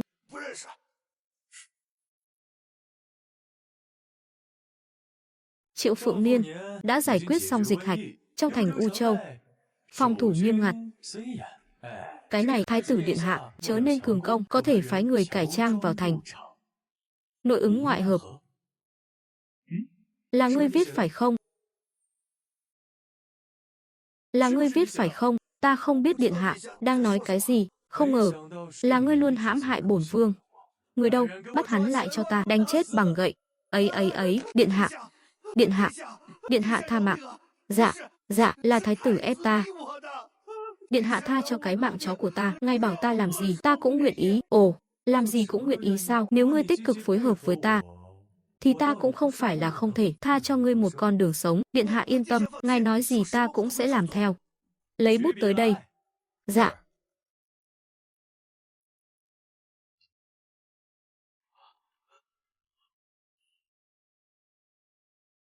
Viết, thành U Châu dịch hạch hoành hành.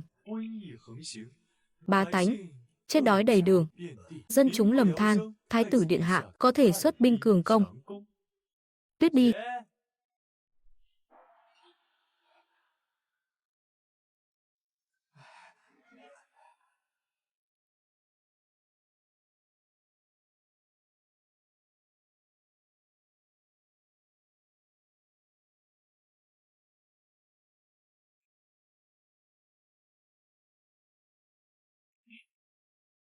Triệu Tử Long nghe lệnh. Mặt tướng có mặt, ta lệnh cho ngươi dẫn 1 vạn đại quân tiến đến phục kích thái tử, cho hắn nếm mùi bắt rùa trong hũ. Mặt tướng lĩnh mệnh. Yến Vương điện hạ, ta đều đã làm theo lời ngài nói rồi. Ngài phải giữ lời hứa, ta đã nói là sẽ tha mạng cho ngươi, nhưng bọn họ đâu có nói như vậy. Điện hạ, điện hạ.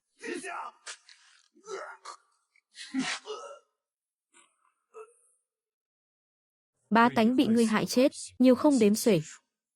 Ngươi chết cũng chưa hết tội. Người đâu? Đem toàn bộ tài vật trong phủ họ Trương, xung công quỹ hết cho ta. 3 ngày sau, 10 vạn đại quân triều đình phát động tổng tấn công U Châu, bị Triệu Vân, Mã Siêu giáp kích từ 2 đường. Quân triều đình đại bại, tử thương vô số. Thắng rồi chủ công. Chúng ta thắng rồi. Chúng ta thắng rồi. Tử Long, chiến sự thế nào? Bẩm chủ công, đại quân triều đình chúng mai phục, thương vong 5 vạn. Quân ta tổn thất chưa đến 5.000. Tốt lắm, lại có thêm 5 vạn người. Hiện tại chúng ta đã có đủ 10 vạn đại quân rồi. Chủ công, mặt tướng cho rằng việc xuất quân Nam Hạ, thời cơ đã chín muồi rồi. Tốt lắm. Có quân sư bày mưu tính kế, lại có Tử Long mạnh khởi, anh dũng giết địch. Chúng ta công phá Hoàng Thành chỉ là chuyện sớm muộn. Quân sư, Tử Long, ta lệnh cho các ngươi mau đi chỉnh đốn đại quân. 15 ngày sau, ta muốn xuất quân Nam Hạ, tiến quân vào kinh thành, giết thái tử, thanh quân chắc. Mặt tướng lĩnh mệnh. Các nương tử, chúng ta cũng phải thu dọn hành lý lên đường thôi. Theo quân Nam Hạ, đến lúc đó, có lẽ sẽ phải để các nàng chịu thiệt thòi rồi. Vâng. Phu quân, chúng thiếp không biết đánh trận, không thể cùng chàng ra trận giết địch, nhưng chúng thiếp có thể theo quân hành quân. Không sao. Đao kiếm vô tình, các nàng lại không biết võ công, ta cũng đâu có thực sự để các nàng ra chiến trường giết địch đâu. Đến lúc đó, chỉ cần các nàng theo ta Nam Trinh, đợi khi tiến vào kinh thành, chúng ta sẽ có thể vào ở trong hoàng cung rồi. Vâng. Nhưng mà trước khi xuất phát, chúng thiếp muốn đến thăm lại lăng mộ của phụ thân. Được. Không chỉ các nàng, ta cũng muốn đến thăm lăng mộ của nhạc phụ đại nhân. Vậy chúng ta mau thu dọn rồi lên đường thôi. Mạnh Khởi huynh, làm phiền ngươi chuẩn bị ngựa. Rõ, thưa chủ công.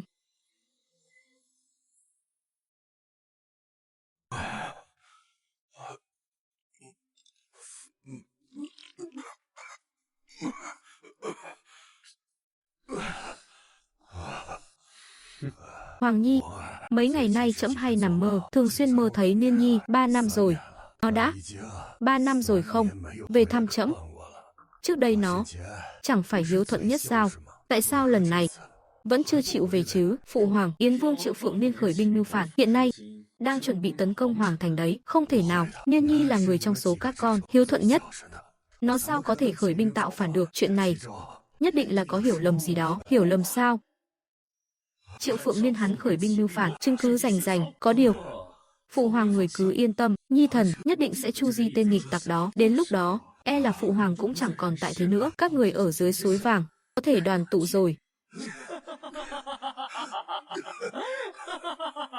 Ngươi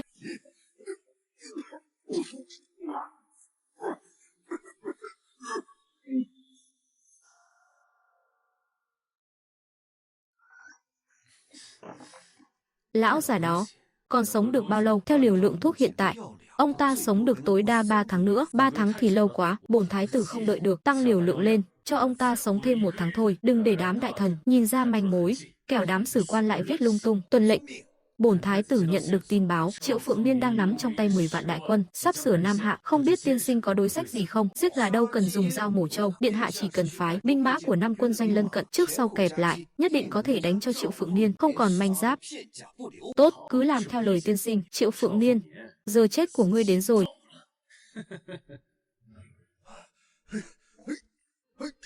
Ta muốn gặp thái tử. Hàn đại nhân có hẹn trước không? Tránh ra. Tiến thêm một bước nữa, đừng trách bọn ta không khách khí. Dừng tay, lui xuống hết cho ta. Hàn đại nhân tìm bổn thái tử là có chuyện gì? Tại sao người lại xuất binh tấn công U Châu? Triệu Phượng Niên giấy binh làm phản, bổn thái tử phải đích thân chu diệt hắn. Nói năng hàm hồ. Yến Vương điện hạ đối với triều đình một lòng trung thành, chắc chắn là ngươi cố tình hãm hại. Ngươi còn không cho lão thần vào cung diện kiến thánh thượng, lẽ nào là muốn làm điều bất lợi với hoàng thượng? Hàn đại nhân, ông có biết mình đang nói cái gì không? Thái tử, ngươi hãm hại trung lương, họa loạn triều đình, giam cầm hoàng thượng. Ngươi đức không xứng vị. Người đâu? Bắt hắn lại cho ta. Rõ. Hàn thế nhân câu kết Yến Vương, âm mưu làm phản, giải hắn xuống cho ta, giam vào ngục. Chọn ngày thẩm vấn định tội.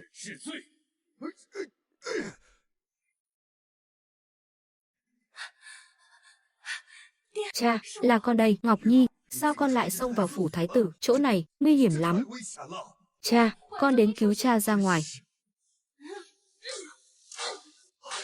Vô dụng thôi, đây là xích nhíp xe bò vino, chém không đứt đâu. Con mau đi đi. Có thích khách. Con chạy mau, phá vây ra ngoài. Cao chạy xa bay. Không được, cha, chúng ta cùng đi. Không được đâu, con thân cô thế. Cô hãy đến U Châu tìm Yến Vương. Chỉ có Yến Vương mới cứu được cha, mới cứu được thiên hạ này thôi. Không kịp nữa rồi, mau đi đi, không còn thời gian đâu. Cha.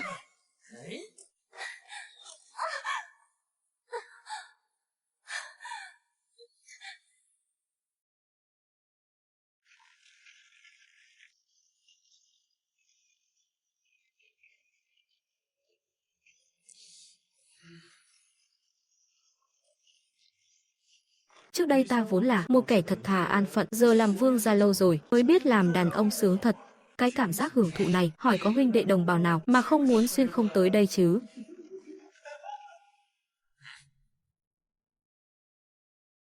Chủ công, chúng ta đến nơi rồi. Đến rồi. Các nương tử, xuống xe nào.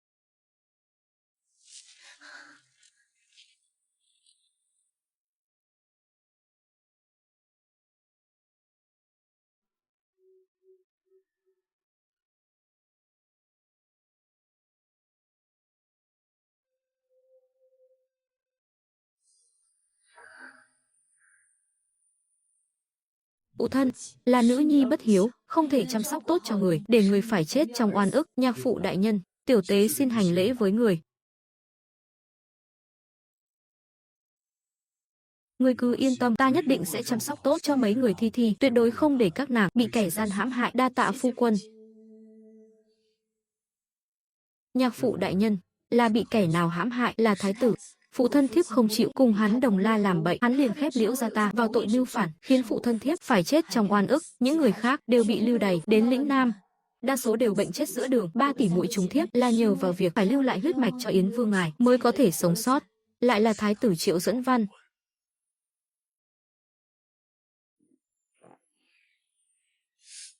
Người có 3 cái gấp, 3 vị nương tử, đợi ta một lát, ta đi giải quyết nỗi buồn chút. Vâng, phu quân.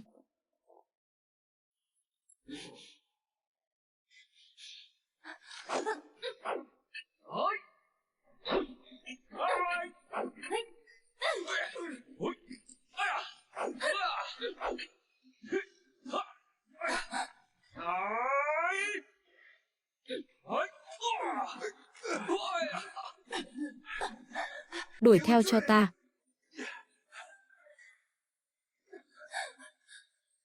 Truy. Đuổi theo.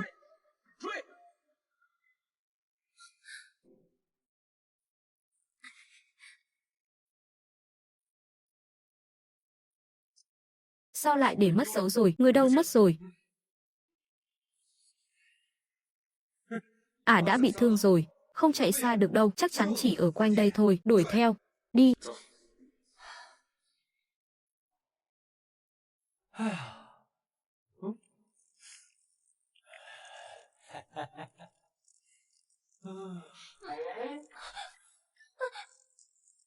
Đồ háo sắc. Cô là con gái con đứa, sao lại lén nhìn đàn ông đi tiểu thế hả? Hình như đằng kia có động tĩnh, qua đó xem sao. Đừng lên tiếng.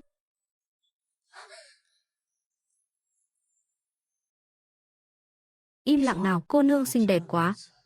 Cô bịt mũi ta rồi, ta không thở được, chắc chắn ở quanh đây. Lục soát kỹ vào. Vừa nãy có con mèo chạy qua, không có ở bên này. Hình như đúng là có con mèo chạy qua thật. Đi, sang bên kia xem sao. Đi thôi.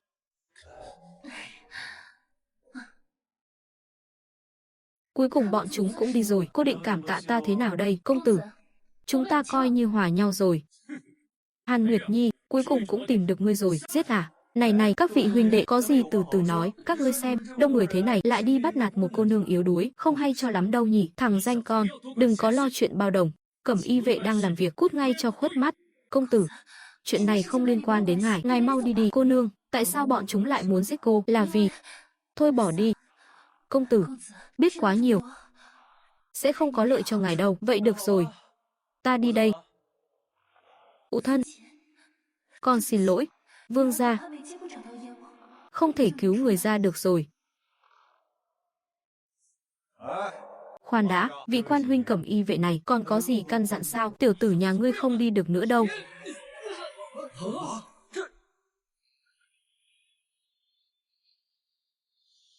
Ta biết ngay là các ngươi sẽ như vậy mà. Tiểu gia ta vốn dĩ cũng đâu có định đi. Người này ta cứu chắc rồi, chết hắn.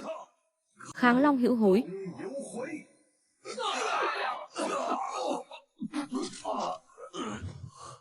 Uy lực tăng mạnh thật. Các vị nương tử, quả nhiên là cục sạc dự phòng của ta.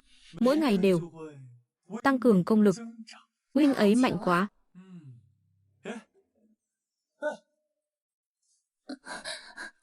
Cô nương, cô sao thế?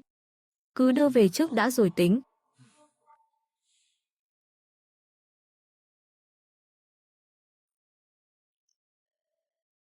Chủ công.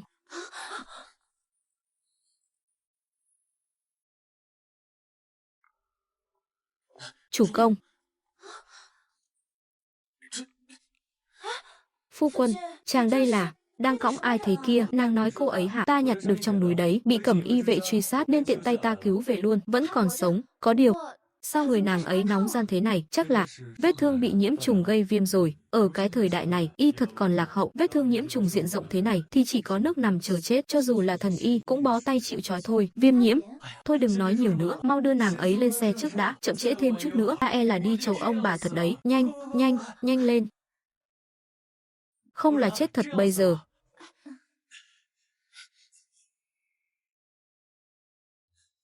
Vết thương của nàng ấy bị nhiễm trùng diện rộng, ta cũng chỉ còn cách còn nước còn tát thôi. Vết thương chuyển màu tím rồi, hình như có độc. Đúng là trúng độc rồi, nếu không xử lý ngay, cánh tay này coi như phế bỏ. Nhưng chúng ta đâu có thuốc giải, vậy thì chỉ còn cách dùng miệng hút độc ra thôi. Ta đành phải chịu thiệt thòi hy sinh một chút vậy.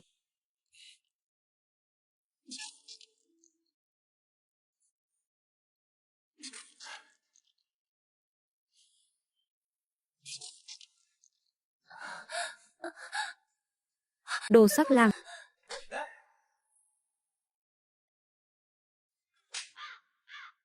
Ta cứu cô mà cô còn đánh ta hả? Vừa rồi y phục của cô là do ta cởi giúp đấy. Hơn nữa phu quân ta vừa rồi thực sự là đang giúp cô hút máu độc ra ngoài. Là chàng ấy cứu mạng cô đó. Ta dùng miệng hút độc cho cô. Cô còn đối xử với ta như vậy sao? Xin lỗi, ta không biết ngài. Vết thương của cô bị nhiễm trùng diện rộng, bắt buộc phải tiến hành sát trùng. Cô chịu đau một chút nhé.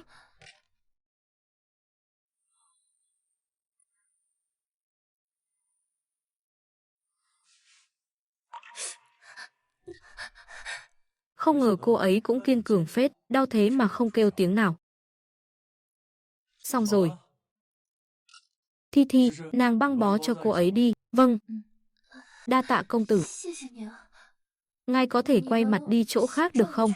Ta muốn thay y phục, lại còn bày đặt, có phải chưa thấy bao giờ đâu, có gì đâu mà ngại với ngùng, chỗ cần thấy ta cũng thấy hết cả rồi. Ngài còn nói nữa, được, ta quay đi là được chứ gì.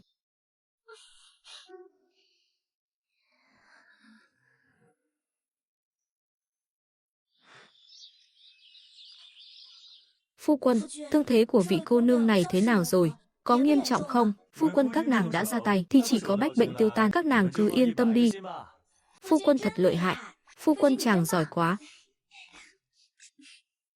Vẫn là hai nàng hiểu lòng ta nhất. Khởi hành, hồi vương phủ. Hàn cô nương, cô định đi đâu? Ta muốn đến thành U Châu, còn các vị khéo quá, chúng ta cũng đang về thành U Châu, tiện đường cho cô quá giang luôn. Vậy thì tốt quá, đa tạ các vị tỷ tỷ. Không cần khách sáo đâu, cô cảm ơn nàng ấy, không cảm ơn ta, là ta cứu sống cô mà. Lại còn tốn của ta một liều kháng sinh cứu mạng nữa chứ, đa tạ, công tử. Thế còn nghe được. Vẫn còn đau đấy à? Hàn cô nương, cô đến U Châu làm gì? Việc này quan hệ trọng đại.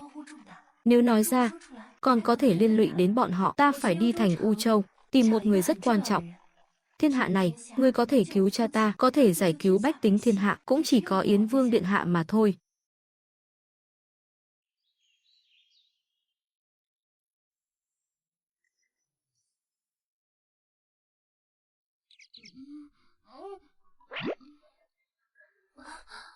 Tỉnh rồi à? Đây là đâu? Phủ Yến Vương đấy. Phủ Yến Vương, nơi này là Phủ Yến Vương. Ừ, hàng thật giá thật.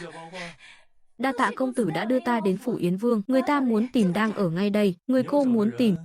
Đối với cô quan trọng lắm sao? Đó là đương nhiên. Cả thiên hạ và lê dân bách tính này đều đang đợi ngài ấy đến giải cứu. Cô nương, cô cứ xông xáo lung tung như thế. Ở Phủ Yến Vương là không xong đâu. Hứ, không cần ngươi lo.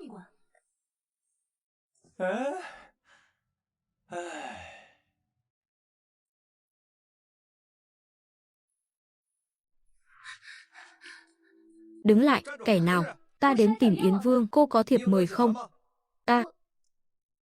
Ta không có, nhưng ta thật sự có chuyện rất quan trọng cần tìm Yến Vương điện hạ. Tìm Vương gia nhà ta, có chuyện quan trọng sao? Sao ta chưa từng gặp cô bao giờ? Cô tên là gì? Ta là con gái của binh bộ thượng thư Hàn Nguyệt Nhi. Vương gia ra ngoài chưa về, tạm thời không gặp được Vương gia đâu. Cái gì? Vậy? Vậy khi nào ngài ấy về? Cái này thì ta không rõ. Ta khuyên cô nương, hay là sớm về đi thôi. Không được, ta nhất định phải ở đây đợi Yến Vương điện hạ. Ta đã nói từ sớm rồi. Cô ở đây không đợi được Yến Vương đâu. Vương gia. Cái gì? Các người gọi huynh ấy là gì? Vương gia đó, không phải cô đến tìm Vương gia nhà ta sao? Sao giờ gặp được Vương gia lại không nhận ra thế này? Ngài thật sự là Yến Vương, nhìn cái gì mà nhìn, cũng đâu phải chưa gặp bao giờ. Khẩn cầu Yến Vương, thay gia phụ chủ trì công đạo. Hàn cô nương mau mau đứng dậy. Có chuyện gì, chúng ta vào thư phòng rồi nói.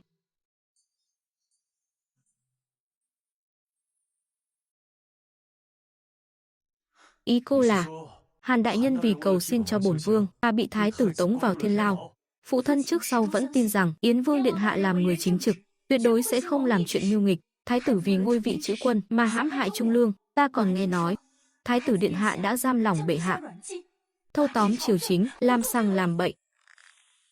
Thái tử lại đáng hận đến thế sao? Đợi khi bổn vương bước chân vào hoàng thành, chính là ngày tàn của tên thái tử đó. Hàn Nguyệt Nhi nguyện vì điện hạ dốc sức huyền mã, chỉ cần điện hạ phân phó.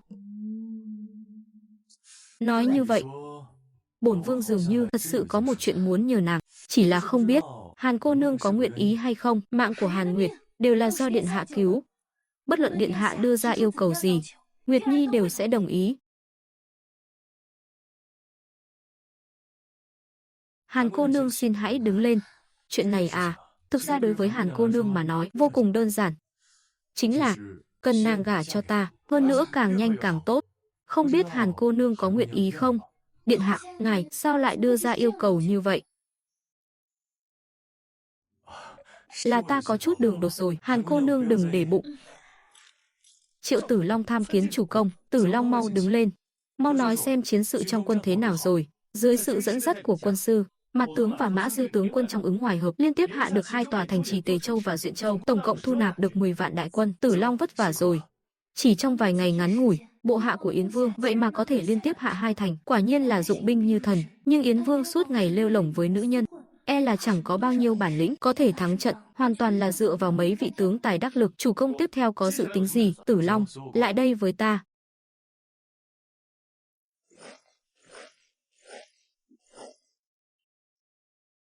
Tề Châu ở đây, Duyện Châu ở đây. Chúng ta nếu muốn xuôi nam thì bắt buộc phải đi qua Từ Châu. Chủ công nói không sai, hắn còn hiểu cả bản đồ địa hình sao? Từ xưa đến nay, Từ Châu luôn là vùng đất binh ra tất tranh. Thái tử nhất định sẽ ở nơi này, bố trí trọng binh canh giữ. Chủ công nói rất đúng, nghe nói Thái tử đã điều động binh lực của Nam Châu, tổng cộng 30 vạn đại quân, chuẩn bị tử thủ thành Từ Châu. Từ Châu có 30 vạn quân trấn thủ, mà bọn họ chỉ có 10 vạn người. Cho dù bộ hạ của Yến Vương dũng mãnh cũng rất khó mà hạ được. Nếu tấn công mạnh vào Từ Châu này, thì có mấy phần thắng? 3 phần. Quả nhiên không sai, trận này không dễ đánh đâu. Yến Vương sẽ không để thủ hạ của hắn 10 vạn người đi nộp mạng chứ. Nếu thật sự là như vậy, hắn còn làm sao công phá kinh thành, cứu phụ thân ra được? Phụ thân cũng có lúc nhìn nhầm người rồi. 3 phần, e là không đúng đâu. Tử Long có biết triều đình này có bao nhiêu quân Tây Bắc không? Hướng Tây Bắc, tộc Du Mục hoành hành ngang ngược, các triều đại lịch sử đều sẽ phái trọng binh canh giữ, ít nhất cũng không dưới 20 vạn. Chính xác mà nói là 20 vạn, tinh nhuệ thiện chiến. Quân Tây Bắc quanh năm giao chiến với các tộc Du Mục đều là những chiến binh dạn dày xương gió. 20 vạn đại quân Tây Bắc có thể địch lại 50 vạn binh lính thường. Có điều, chuyện này thì liên quan gì đến quân Tây Bắc? Nếu ta đoán không lầm thì Thái tử đã bí mật triệu hồi bọn họ về rồi. Nếu bọn họ cùng với binh lính trong thành Từ Châu 30 vạn quân hợp lại, tạo thành thế gọng kìm, e rằng chúng ta đến một phần thắng cũng không có. Quả đúng là như vậy, quân sư phân tích cũng y hệt thế. Không ngờ vị Yến Vương này nhìn thì có vẻ cả lơ phất phơ, vậy mà lại am hiểu hành quân đánh trận. Xem ra trước đây ta đã hiểu lầm hắn rồi. Có điều, cho dù hắn có dùng binh như thần, trận chiến này cũng cầm chắc thất bại.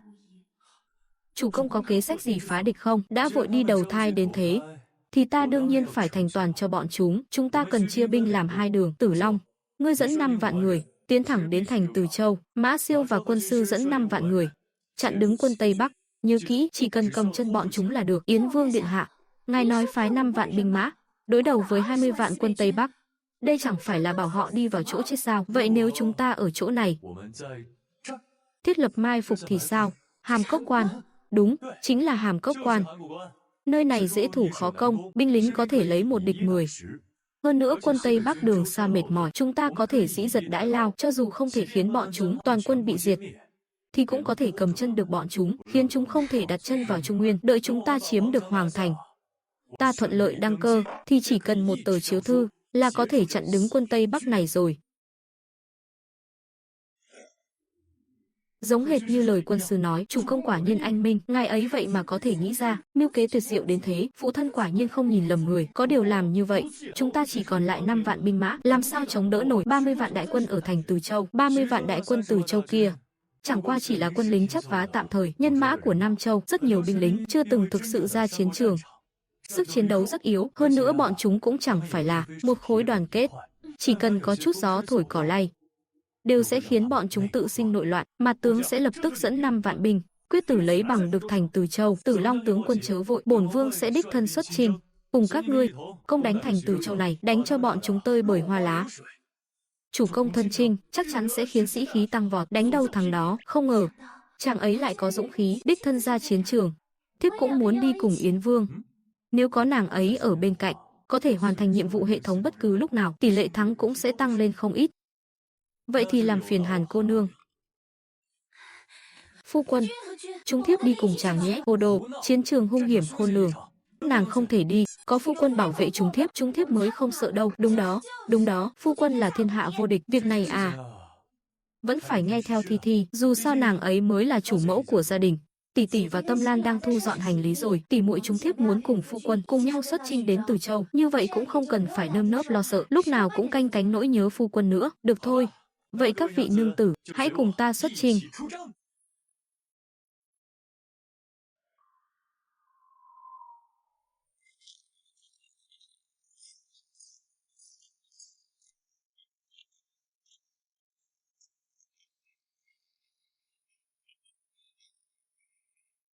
Yến Vương điện hạ giá lâm, còn không mau đứng dậy nghênh đón. Đứng dậy mau.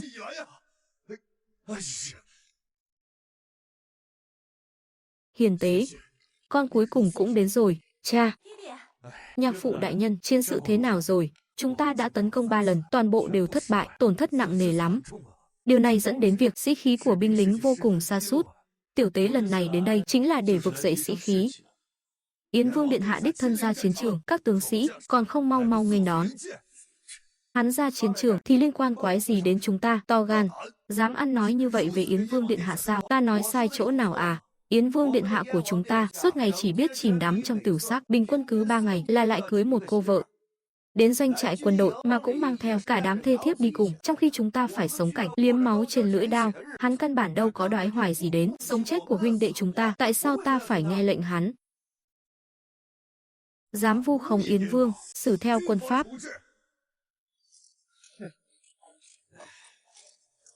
Ngon thì chém vào đây này. Đằng nào sớm muộn gì cũng chết rũ xương nơi xa trường. Tới đi, có bản lĩnh thì ông chém hết tất cả chúng ta đi. Ngươi, nhạc phụ đại nhân không cần động nộ. Để ta hỏi hắn, các ngươi từ khi được ta Triệu Phượng Niên này thu nhận dưới trướng, thì quân lương mỗi ngày có được phát đúng hạn hay không? Phát đúng hạn. Cơm ngày 3 bữa có được ăn no không? Ăn no. Có thịt ăn không? Có thịt ăn. Ta, Triệu Phượng Niên, tự hỏi lòng mình, không thẹn với lương tâm. Nhưng còn các ngươi, lại dám bất kính với ta như vậy. Hơn nữa còn làm lòng quân dao động. Bởi vì chúng ta chém giết ngoài tiền tuyến, ngài thì ở U Châu liên tục cưới vợ nạp thiếp, vốn chẳng quan tâm sống chết của huynh đệ, chỉ biết tham tài háo sắc. Chúng ta đi theo ngài, chỉ có nước đi vào chỗ chết. Đúng vậy, ngài suốt ngày chìm đắm trong tửu sắc, thân thể sớm đã bị bóc rỗng rồi. Cho dù ngài có đến quân doanh, cũng chỉ biết trốn ở phía sau, trơ mắt nhìn chúng ta đi nộp mạng. Ngươi nói cái gì? Tử Long tướng quân, chớ nóng này. Bao cỏ, đúng là một tên bao cỏ. Vậy để cho các ngươi mở mang tầm mắt xem thực lực của tên bao cỏ này. Như thế này đi, ta tay không tấc sắt. Các ngươi cứ chọn thêm vài người nữa, chúng ta đánh một trận. Dám không hả? Ngài nói thật sao? Ngài chắc chứ? Ngài muốn một mình, tay không đấu với 2 người bọn ta. Không phải 2 người các ngươi, mà là... Ta muốn đánh 10 người. 10 người, ngài tưởng ngài là Triệu tướng quân chắc, ngài là Yến Vương đấy. Bảo chúng ta động thủ, mọi người chắc chắn không dám ra tay thật. Giờ khắc này các ngươi không cần coi ta là Yến Vương, cứ xem ta là đối thủ của các ngươi chọn thêm người đi. Cầm chắc binh khí vào, ta chấp 10 người. Tiện thể để các ngươi thấy rõ thực lực của bổn vương. Cũng là để dập tắt mấy lời đồn đại nhảm nhí kia. Được, là ngài nói đấy nhé. Giờ khắc này, chúng ta sẽ không coi ngài là Yến Vương nữa, chỉ là đối thủ thôi. Nếu ngài thực sự có thể một mình, tay không đánh bại 10 người bọn ta, có bản lĩnh thật sự, chúng ta nguyện bán mạng cho ngài. Cứ thử so tài xem, để xem Yến Vương ngài có đúng là đại anh hùng hay không.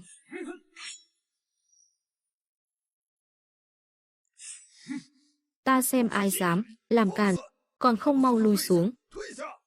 Chà, xin hãy yên tâm. Tử Long tướng quân không cần lo lắng, đợi tin tốt của ta, chủ công cẩn thận. Cũng không biết liệu Yến Vương có đỡ nổi không, bọn họ có tới 10 người lận. Phu quân lợi hại như vậy, muội tin chàng nhất định làm được. Ta cũng tin phu quân, nhưng đây đâu phải ở trên giường của các cô mà đòi một chấp nhiều. Đám binh lính kia đều là những kẻ từng vào sinh ra tử, giết người trên chiến trường đấy. tay không tấc sắt, một mình đánh 10 người, nói thì dễ lắm, nhưng rất có thể sẽ bị thương đấy.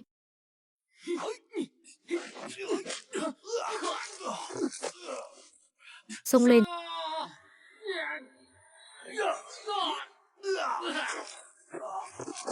Bổn vương sở dĩ đắm chìm trong nữ sắc, chẳng qua là để khiến thái tử lơ là cảnh giác. Đây mới là thực lực thật sự của bổn vương. Không ngờ Yến Vương điện hạ lại thâm tàng bất lộ như vậy. Ta tới đây không phải để làm màu hay cưỡi ngựa xem hoa, mà là muốn xông pha đi đầu, ra trận giết địch. Yến Vương, Yến Vương, Yến Vương, Yến Vương, Yến Vương. Hóa ra chàng ấy thực sự là một bậc đại anh hùng, gả cho chàng ấy xem ra cũng không tệ.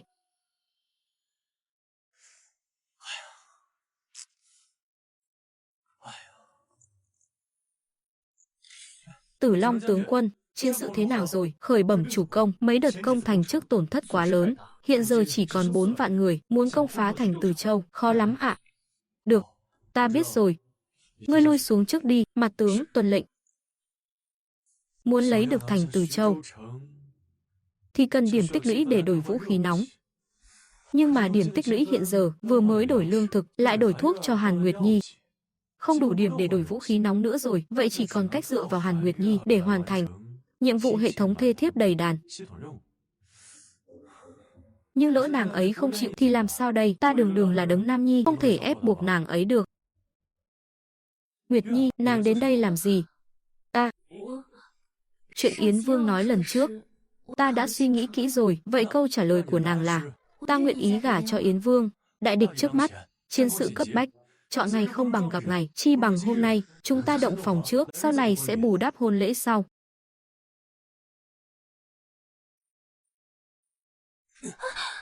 Yến Vương, còn bao nhiêu binh lính đang nhìn kìa, bổn vương hành sự, cần gì quan tâm ánh mắt kẻ khác.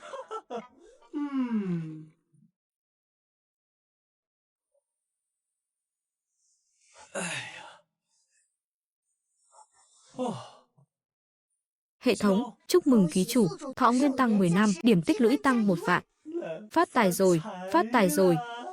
Hồng Y đại pháo đã được cập nhật trong cửa hàng. Ký chủ có muốn tiêu tốn 1 vạn điểm để đổi siêu cấp Hồng Y đại pháo không? Đây chính là thần khí công thành đấy. Đổi ngay. Đổi thành công, ký chủ có thể lấy ra bất cứ lúc nào.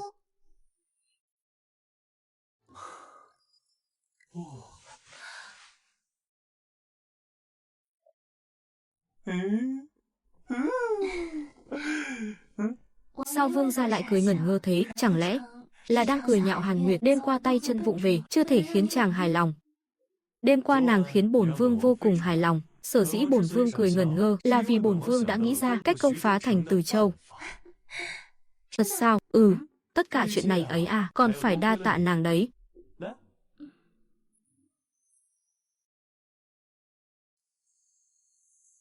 Người trong thành nghe đây, lập tức bỏ vũ khí xuống, mở toang cổng thành, nghênh đón bổn vương vào thành, nếu không hậu quả tự chịu.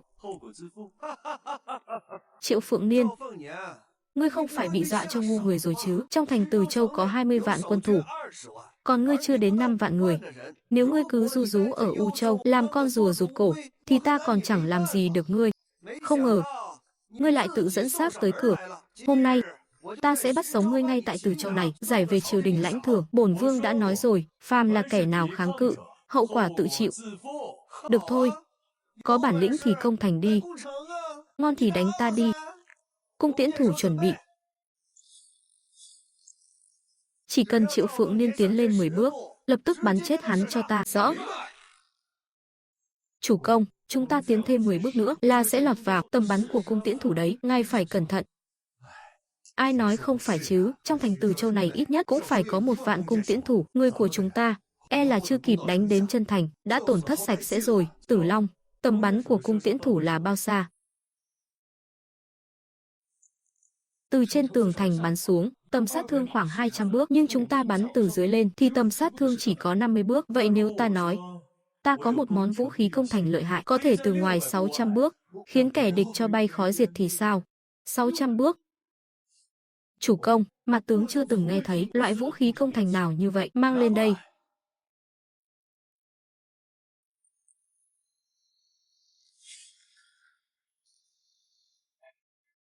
Cái gì thế kia, sao ta chưa thấy bao giờ, ai mà biết được, trông chẳng giống vũ khí giết người chút nào. Triệu Phượng Niên, ngươi không định dùng cái cục sắt đen thui lui đó để công thành đấy chứ? Ông đây đứng ngay chỗ này này, ngon thì bắn ông đi. Khai hỏa.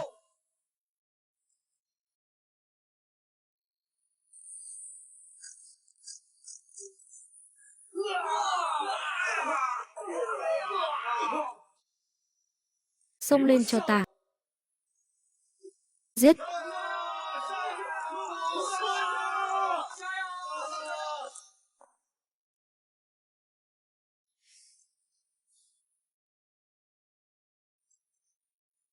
Phu quân, nước đi này chắc chắn sẽ lấy được kinh thành, nếu không có gì bất trắc, thì sẽ không thành vấn đề. Tử Long, ngươi đến rồi, chủ công vẫn đang nghiên cứu cách tấn công kinh thành sao? Không sai, hiện nay chúng ta đã chiếm được thành Từ Châu, đại quân Tây Bắc của triều đình cũng đã bị quân sư chặn đứng thành công. Chúng ta cứ thế xuôi nam, ngựa đạp đất bằng, đánh thẳng vào kinh thành, thêm vào đó còn có sự trợ giúp của súng thần công. Việc chiếm kinh thành dễ như trở bàn tay. Chủ công anh minh. Tử Long, tại sao ngươi lại trông buồn bực thế kia? Chẳng lẽ 10 vạn quân vừa thu phục không chịu nghe lời dạy bảo sao? Họ đều đã được biên chế vào đội ngũ, không có ai vi phạm quân kỷ cả. Vậy thì là vì cớ gì? Bẩm báo chủ công, chúng ta liên tiếp hạ được nhiều thành trì, toàn bộ phương Bắc đã nằm trong tầm kiểm soát của chúng ta, nhưng chúng ta chỉ biết đánh trận, lại thiếu đi những quan văn có khả năng cai quản hậu phương. Hiện nay các nơi như Thanh Châu, Tề Châu, Từ Châu trị an hỗn loạn, bách tính khổ không kể xiết. Cứ đà này, ắt sẽ sinh biến loạn. Chủ công, sao ta lại quên mất việc này nhỉ? Chúng ta phát triển lớn mạnh quá nhanh. Việc xây dựng đội ngũ quan lại kế cận vẫn chưa hoàn thiện, quả thực cần một vị quân sư giỏi về trị quốc. Chỉ tiếc là quân sư hiện tại đang mai phục quân địch ở Hàm Cốc Quan. Tử Long, ngươi thấy, mời Chư Cát tiên sinh đến cai quản thì thế nào? Chư Cát tiên sinh, ngài nói là để ông ấy cai quản vùng Từ Châu sao? Không sai. Chư Cát tiên sinh, văn trị võ công, ngàn năm qua không ai sánh bằng. Nếu có thể để ông ấy cai quản, thì hậu phương quân ta sẽ kê cao gối ngủ. Đại nghiệp thống nhất của chủ công chẳng mấy chốc mà thành. Đúng vậy, có được tên Long là có được thiên hạ. Năm xưa, thừa tướng 6 lần ra Kỳ Sơn ôm hận mà qua đời. Nếu chủ công có thể giúp thừa tướng hoàn thành tâm nguyện thống nhất thì cũng coi như là một sự viên mãn. Phu quân, Chư Cát tiên sinh mà hai người nhắc đến, rốt cuộc là ai vậy? Đại Viêm vương triều chúng ta có nhân vật này sao? Sao thiếp chưa từng nghe nói đến bao giờ? Sao ta lại quên mất nàng ấy nhỉ? Hiện giờ ta đã có 6 vị nương tử, đủ để thực hiện trắng cử thất tinh tụ hội vĩ đại hơn rồi. Đến lúc đó điểm thưởng sẽ nhân đôi, là đủ để triệu hồi rồi. Được rồi, Tử Long, lui xuống trước đi, việc còn lại ta tự có cách. Tuân lệnh. Phu quân, chàng và bọn họ vừa nói, rốt cuộc là ai vậy? Đừng hỏi nhiều thế vội. Đi theo ta nào.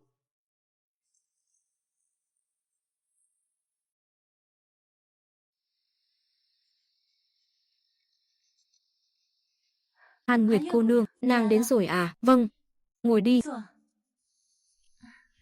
Chuyện thị tẩm, ta và các tỷ muội đã bàn bạc rồi, đang định nói với muội đây. Muội mới vào cửa, lẽ ra nên để muội hầu hạ phu quân, nhưng ta lo sức khỏe muội muội không chịu nổi. Thế này đi, đêm nay ta và Dung Dung sẽ canh ở ngoài cửa. Cô nương nếu cần gì, cứ gọi một tiếng là được. Chuyện thị tẩm, toàn quyền nghe theo tỷ tỷ sắp xếp. Hai vị nương tử đang tán gẫu gì thế, vui vẻ vậy? Đương nhiên là vì phu quân rồi. Phải rồi, Thái Vi, hay là hôm nay nàng gọi các nàng ấy, gọi hết các nương tử lại đây, chúng ta làm một bữa đại đoàn viên đi. Không được đâu, tại sao?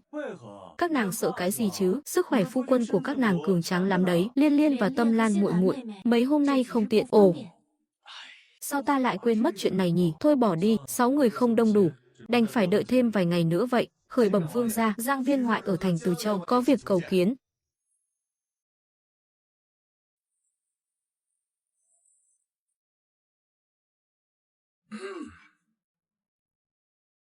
Cho vào đi.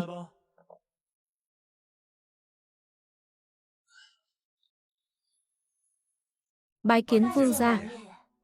Hoa tỷ muội sao? Đúng là một cặp mỹ nhân tuyệt sắc.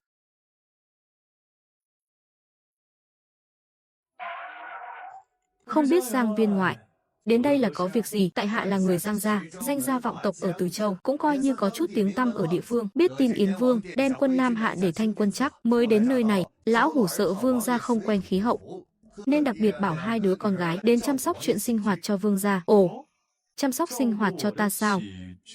E là ý của Giang viên ngoại. Không chỉ có vậy đâu nhỉ, nếu Vương gia không chê, có thể nạp chúng nó làm thê thiếp phi tần được không? Chuyện này e là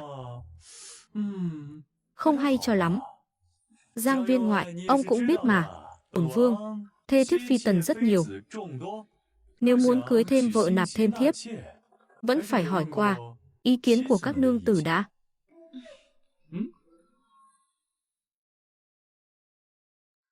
Giang viên ngoại, lời ông nói rất có lý. Phu quân thân là Yến Vương, thân phận cao quý. Giang gia này cũng được coi là danh gia vọng tộc ở Từ Châu. Hôn sự này, ta thay mặt các tỷ muội đồng ý. Chọn ngày không bằng gặp ngày, chi bằng hôm nay tổ chức hôn lễ luôn đi. Giang viên ngoại thấy sao? Tất cả nghe theo sự sắp xếp của Vương phi. Vương phi quả nhiên thấu tình đạt lý, có thêm tỷ muội họ gia nhập, lại kiếm được tích phân, là có thể triệu hồi Chư Cát thừa tướng rồi. Làm phiền Vương phi lo liệu rồi. Thái tử điện hạ nói quả không sai, Triệu Phượng Niên không cưỡng lại được sự cám dỗ của mỹ sắc, vậy ta sẽ cho ngươi dưới gấu váy giai nhân.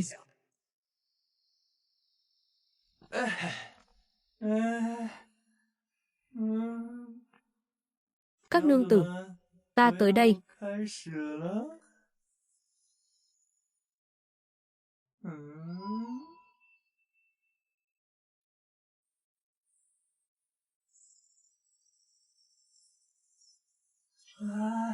Phu quân, thiếp có đẹp không? Đẹp. Đẹp tuyệt trần.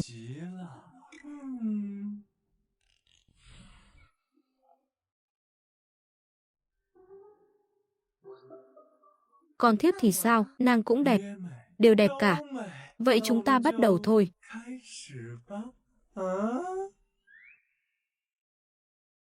Phu quân đừng vội mà. Thời gian không đợi người đâu, các nương tử. Bây giờ không bắt đầu, thì còn đợi đến bao giờ? Hai tỷ muội thiếp cùng gả cho phu quân. Tuy nói là cùng động phòng, nhưng cũng phải có thứ tự trước sau chứ. Chi bằng thế này, phu quân bịt mắt lại. Bắt được ai trước, thì người đó hầu hạ phu quân trước cũng được. Bịt mắt lại. Tới đi.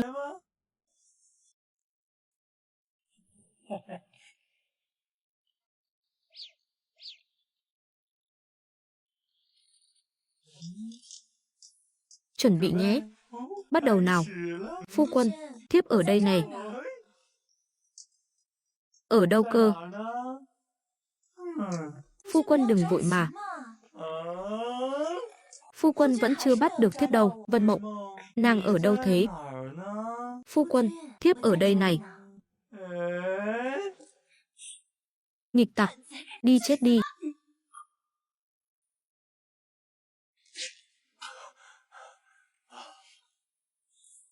Nương tử, nàng làm vậy là có ý gì? Ngươi không nên sống trên đời này, chết đi. Ngươi thích chơi trò này chứ gì? Vậy phu quân đây sẽ chiều các nàng tới bến. Đồ sắc lang. Tại sao các nàng lại muốn mưu sát phu quân của mình chứ? Đây là do thái tử chiếu chỉ ban cho phụ vương ta. Thái tử phán rằng ngươi là kẻ hôn quân vô đạo, giết người như ngoé, giấy binh tạo phản. Việc chúng ta làm đây chính là thay trời hành đạo. Đúng vậy ạ. Chúng ta làm vậy là vì bá tánh lê dân trong thiên hạ. Các nàng là bị tên thái tử đó tẩy não rồi phải không? Hả? Kẻ ăn chơi vô độ thực sự chính là tên thái tử kia. Hắn thao túng triều cương, kết bè kết đảng, không biết đã hãm hại biết bao trung thần lương tướng. Ngay cả hoàng thất tông thân như ta cũng không thể may mắn thoát khỏi loại người như hắn. Vô đức, vô tài, vô năng. Ta phải thực hiện thanh quân chắc, chấn chỉnh lại triều cương, cứu vớt Giang Sơn này. Được rồi, đã là phu thê rồi, thì xuất giá tòng phu. Phu sướng phụ tùy.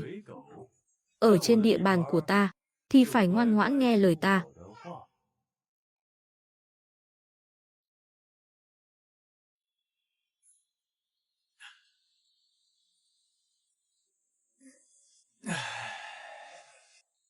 bây giờ còn muốn giết phu quân của các nàng nữa không? Chúng thiếp cũng là bị thái tử ép buộc. May mà được phu quân không chê bai. Còn giảng giải đạo lý lớn cho chúng thiếp, bây giờ chúng thiếp mới nhận ra, chúng thiếp đã bị thái tử lừa gạt rồi. Từ nay về sau, kẻ nào dám bất lợi với phu quân, thiếp là người đầu tiên không tha cho hắn. Các nàng cứ yên tâm, phu quân của các nàng ấy mà sẽ không gặp nguy hiểm đâu. Giang gia ở Từ Châu của các nàng sau này cũng không cần phải chịu sự uy hiếp của thái tử nữa. Cái gì đến rồi cũng phải đến. Có điều tối qua đúng là nguy hiểm thật, may mà ta có thói quen mặc áo chống đạn bên người. Tinh, tuổi thọ cộng 20, tích phân cộng 1 vạn, kho danh tướng Tam Quốc đã cập nhật, lần rút thưởng tới chắc chắn ra danh tướng cấp thần thoại. Danh tướng cấp thần thoại. Ký chủ có muốn tiêu hao 1 vạn tích phân để rút thưởng không? Rút thưởng. Lữ Bố. Có hắn ở đây, chẳng phải ta thực sự vô địch thiên hạ rồi sao? Nhưng mà cái ta cần là quan văn có thể trị lý thiên hạ. Rút tiếp. Tư Mã Ý. Nhẫn thần Tư Mã Ý. Ôi không. Tên này có thể phản chủ đấy. Không lấy, rút tiếp nào. Chư Cát Khổng Minh. Chư Cát tiên sinh. Có ngài ấy ở đây, chắc chắn có thể giúp ta thống nhất thiên hạ. Khổng Minh bái kiến chủ công. Chư Cát tiên sinh, mau đứng dậy, còn mong quân sư giúp ta thống nhất thiên hạ. Thần nhất định cúc cung tận tụy, đến chết mới thôi. Chết với chóc cái gì chứ, có quân sư ở đây mà, đoạt lấy thiên hạ, dễ như thò tay lấy đồ trong túi. Chư Cát tiên sinh, mời ngồi. Nào, tiên sinh nghe ta nói rõ ngọn ngành. Tình thế hiện tại ấy à? Chính là như vậy đó.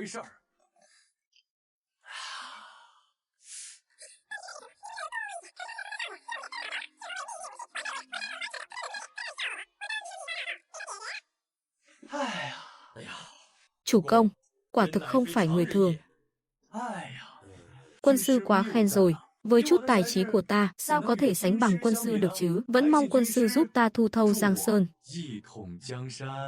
Thần sẽ đi cai quản Từ Châu ngay, và cả vùng Giang Bắc nữa.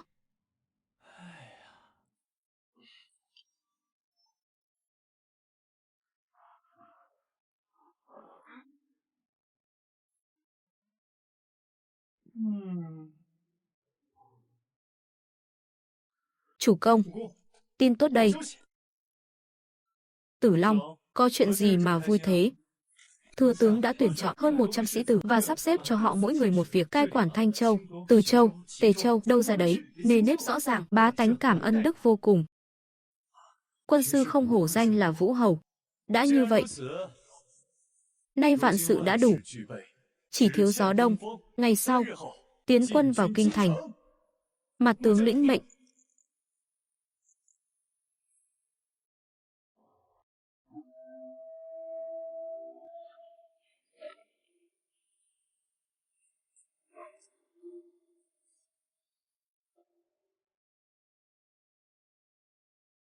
Triệu Phượng Niên, thân là thần tử, ngươi lại dám dẫn binh công đánh kinh thành, hành vi đại nghịch bất đạo này, ai cũng có quyền giết chết. Bổn vương lần này đến đây chính là để thanh quân chắc, diệt trừ tên giặc trộm nước là ngươi. Khéo mồm khéo miệng, bá quan văn võ trong triều đều có thể làm chứng. Ngươi ỷ có binh quyền tự trọng, không tuân chiếu lệnh, nay lại đem quân áp sát chân thành. Ngươi còn dám nói không phải làm phản sao? Chiếu lệnh ư?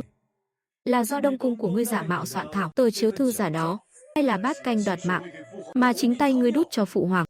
Khi bổn vương ở U Châu đã tận tay nhận được mật thư của phụ hoàng, nét chữ run rẩy như cành khô, trên đó chỉ có 10 chữ: con ta mau về, thanh quân chắc, chu diệt. Thái tử ngậm máu phun người. Phụ hoàng bệnh nặng, chỉ vì năm xưa ngươi tranh ngôi thất bại nên đem lòng oán hận, làm phụ hoàng tức đến sinh bệnh. Vậy ngươi có dám trước mặt tướng sĩ ba quân của ta và ngươi tự tay mở cánh cổng thành này để chúng ta cùng vào yết kiến, hỏi xem phụ hoàng, ngươi rốt cuộc muốn truyền ngôi cho ai? Xem ai mới là kẻ nắm giữ Giang Sơn này, là chủ nhân thực sự. Ngươi đừng hòng mơ tưởng. Chẳng lẽ ngươi chột dạ rồi sao? Triệu Phượng Niên, Ngươi cũng chỉ được cái tài khua môi múa mép mà thôi, ngươi đừng hòng đánh vào được kinh thành. Đợi thêm vài ngày nữa, hoàng đế băng hà, ta đăng cơ kế vị, ta sẽ triệu tập binh mã thiên hạ, chu di tên nghịch tặc nhà ngươi. Hồi bẩm chủ công, thừa tướng đến rồi ạ. Khổng Minh bái kiến chủ công. Tiên sinh, hẳn người đã nắm rõ tình hình chiến sự trong quân, không biết tiên sinh có hiến kế gì để phá địch không? Thái tử bất nhân, thiên hạ oán thán đã lâu. Chủ công hãy viết thư chiêu hàng, gửi vào trong thành, như vậy mới khiến quân dân trong thành buông bỏ kháng cự, chủ động quy hàng. Diệu kế.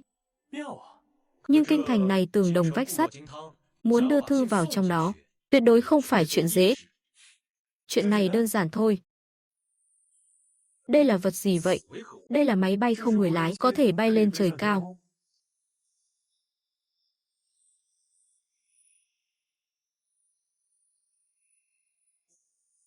Đây quả là thần khí. Cái gì thế kia? Chưa thấy bao giờ. Bắn hạ nó cho ta. Cao quá, cung tên bắn không tới.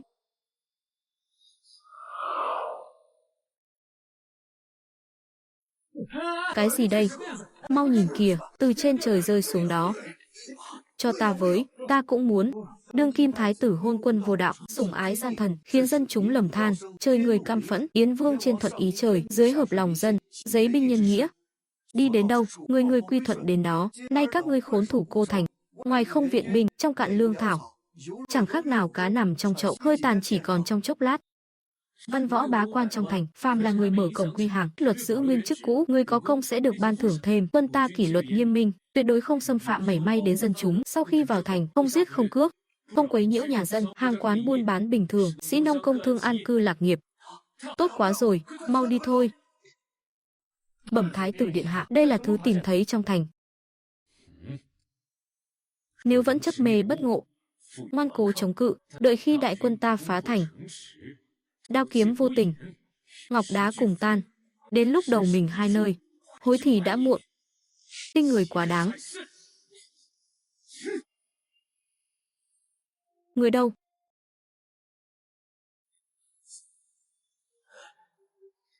Mau đi thôi, nhanh lên. Chúng thần bái kiến vương gia. Khởi bẩm điện hạ, vừa rồi không ít văn võ bá quan đã ra khỏi thành đầu quân cho Triệu Phượng Niên, tính trong thành đã mở cổng thành, đại thế của chúng ta đã mất rồi, đáng chết. Đáng chết thật. Triệu Phượng Niên, ta sẽ không tha cho ngươi đâu. Chư vị đại nhân, mau mau bình thân, tạ ơn Yến vương điện hạ. Các người đều là trọng thần giường cột của đại viêm vương triều ta, đợi ta diệt trừ thái tử Triệu Dẫn Văn, nhất định sẽ luận công ban thưởng cho các người. Đa tạ vương gia hào phóng.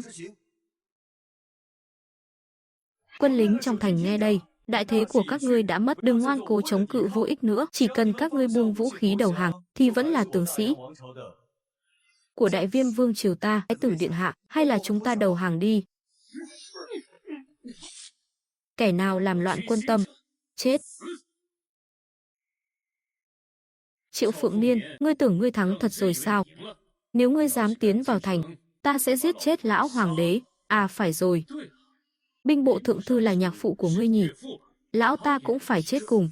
Còn cả những kẻ đó nữa, tất cả những người có liên quan đến ngươi, bọn họ đều sẽ vì ngươi mà chết. Đến lúc đó ngươi chính là một kẻ bất trung bất hiếu. Ngươi... Hồi cung, Triệu Dẫn Văn, lý nào lại vậy? 3.000 tướng sĩ nghe lệnh, giết cho ta. Tử Long khoan đá, chủ công trọng tình trọng nghĩa, tuyệt đối sẽ không làm chuyện bất trung bất hiếu. Nhưng mà, việc công thành cần phải bàn bạc lại.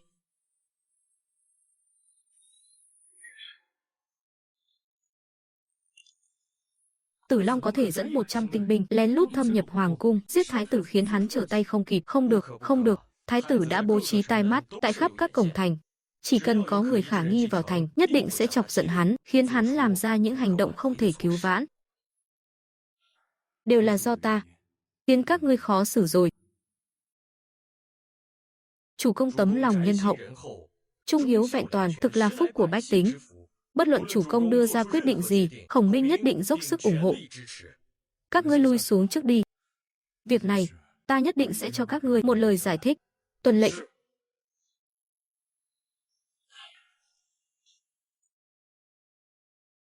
Nương tử có chuyện gì thế? Vương gia. Nếu ngài vì lý do gia phụ mà không chịu công thành, thì Ngọc Nhi sẽ trở thành tội nhân của thiên hạ mất. Xin vương gia hạ lệnh công thành đi. Nương tử mau đứng dậy đi. Ta không công thành không phải là vì lý do gia phụ đâu. Hơn hết là vì ta không muốn để bách tính muôn dân phải sống trong cảnh nước sôi lửa bỏng. Vương gia thật là người có tình có nghĩa, là đại anh hùng đội trời đạp đất. Được nương tử khen ngợi như vậy, ta rất vui.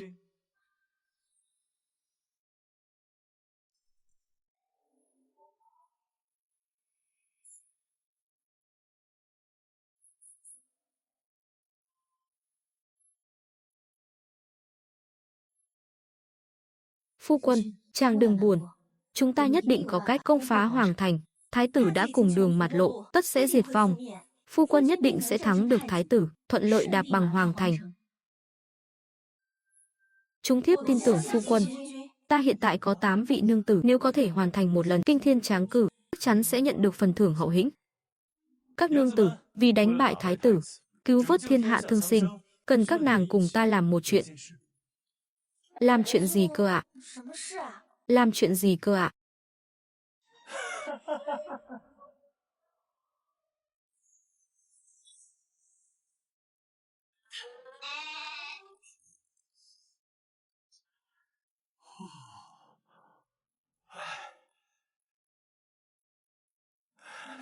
Vãi chưởng thật. Cái Diễm Phúc tề nhân này, đúng là không phải ai cũng hưởng thụ nổi đâu. Có khi mệt chết người ta mất. Hệ thống, chúc mừng ký chủ, nhận được 100.000 điểm tích lũy và phần thưởng thêm, Đại Na Di thuật 3 lần cơ hội. Đại Na Di thuật, ký chủ có thể một lần mang theo 300 người tiến hành dịch chuyển không gian đến bất kỳ vị trí chỉ định nào. Nói cách khác, ta có thể đem binh hùng tướng mạnh dịch chuyển tức thời đến Hoàng Thành.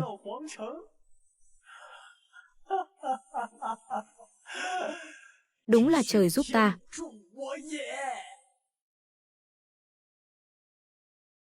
Những năm đầu, ta từng tình cờ gặp một vị tiên nhân ban cho Đại Na Di thuật, có thể đưa người trong bán kính vài chục mét, dịch chuyển tức thời đến nơi cách xa mấy trăm dặm.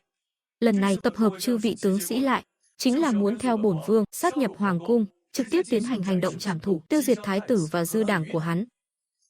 Thưa Yến Vương, chúng mạt tướng đã chuẩn bị xong. Chủ công, cái sự thế này sao có thể thiếu ta được? Có Mạnh Khởi huynh xuất mã, nhất định đại sát tứ phương. Đều chuẩn bị xong rồi. Hệ thống, khởi động Đại Na Di thuật.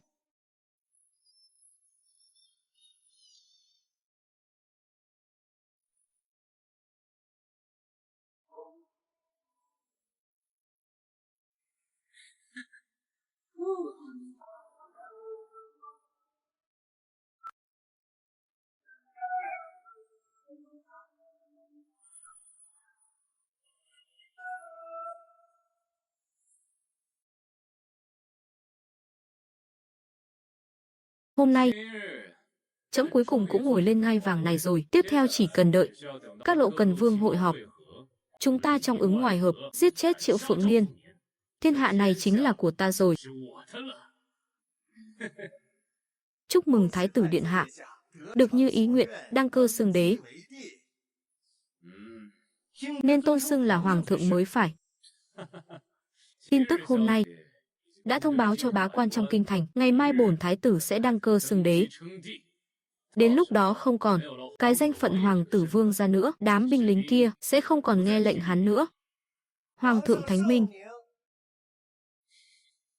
Vũ Văn tướng quân, những binh sĩ của chúng ta vẫn có thể thủ thành thêm vài tháng nữa. Khởi bẩm hoàng thượng, quân ta trong thành còn 15 vạn. Số lượng tương đương với quân Yến Vương bên ngoài, nhưng thành cao hào sâu. Binh lực sung túc, lương thực đầy đủ, kiên trì nửa năm không thành vấn đề.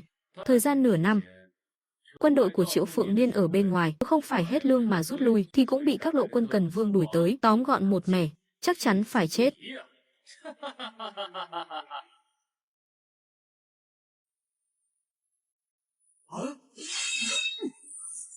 Thái tử, ta đến lấy cái mạng chó của ngươi đây, giết. Giết cho ta.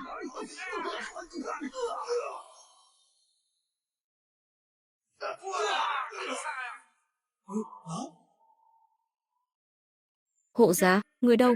Hộ giá.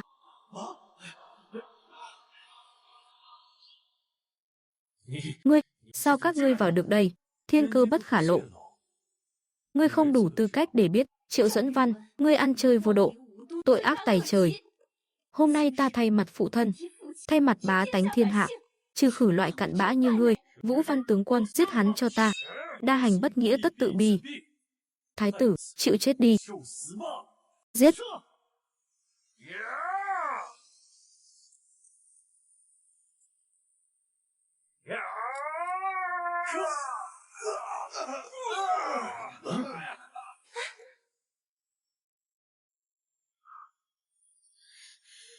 Thái tử, nạp mạng đi.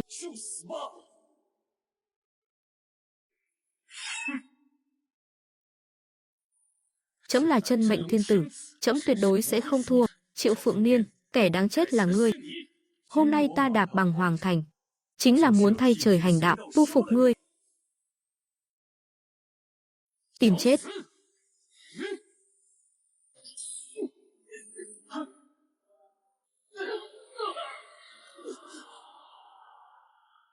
Sao ngươi lại lợi hại như vậy, biến thành một cao thủ võ lâm?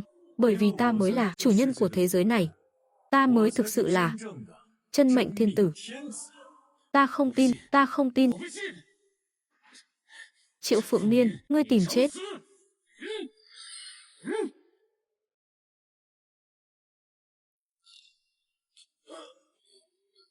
Ta không cam tâm à.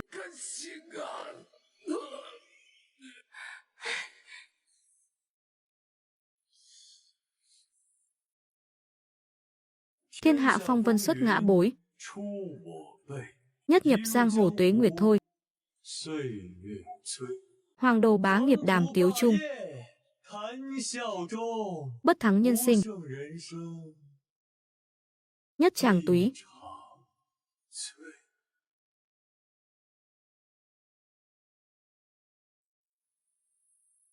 Ngô Hoàng vạn tuế. Vạn tuế, vạn vạn tuế. Chư vị bình thân, tạ bệ hạ. Triệu Tử Long, Cách Phụng Hiếu, Mã Mạnh Khởi, chư các khổng minh, bước lên nghe phong. Triệu Tử Long được phong làm Vĩnh Xương Đình Hầu. Cách Phụng Hiếu được phong làm Vị Dương Đình Hầu. Mã Mạnh Khởi được phong làm Hương Hầu. Chư các khổng minh được phong làm Vũ Hầu. Tạ bệ hạ. Các vị nương tử công lao to lớn. Liễu Thi Thi được phong làm hoàng hậu, các nương tử còn lại đều phong làm quý phi. Tạ bệ hạ. Kết cục này mới xứng đáng với thân phận xuyên không và sự gia trì của hệ thống, vì đại nghiệp sau này vẫn phải tiếp tục tuyển phi. Bãi triều đi tay vị.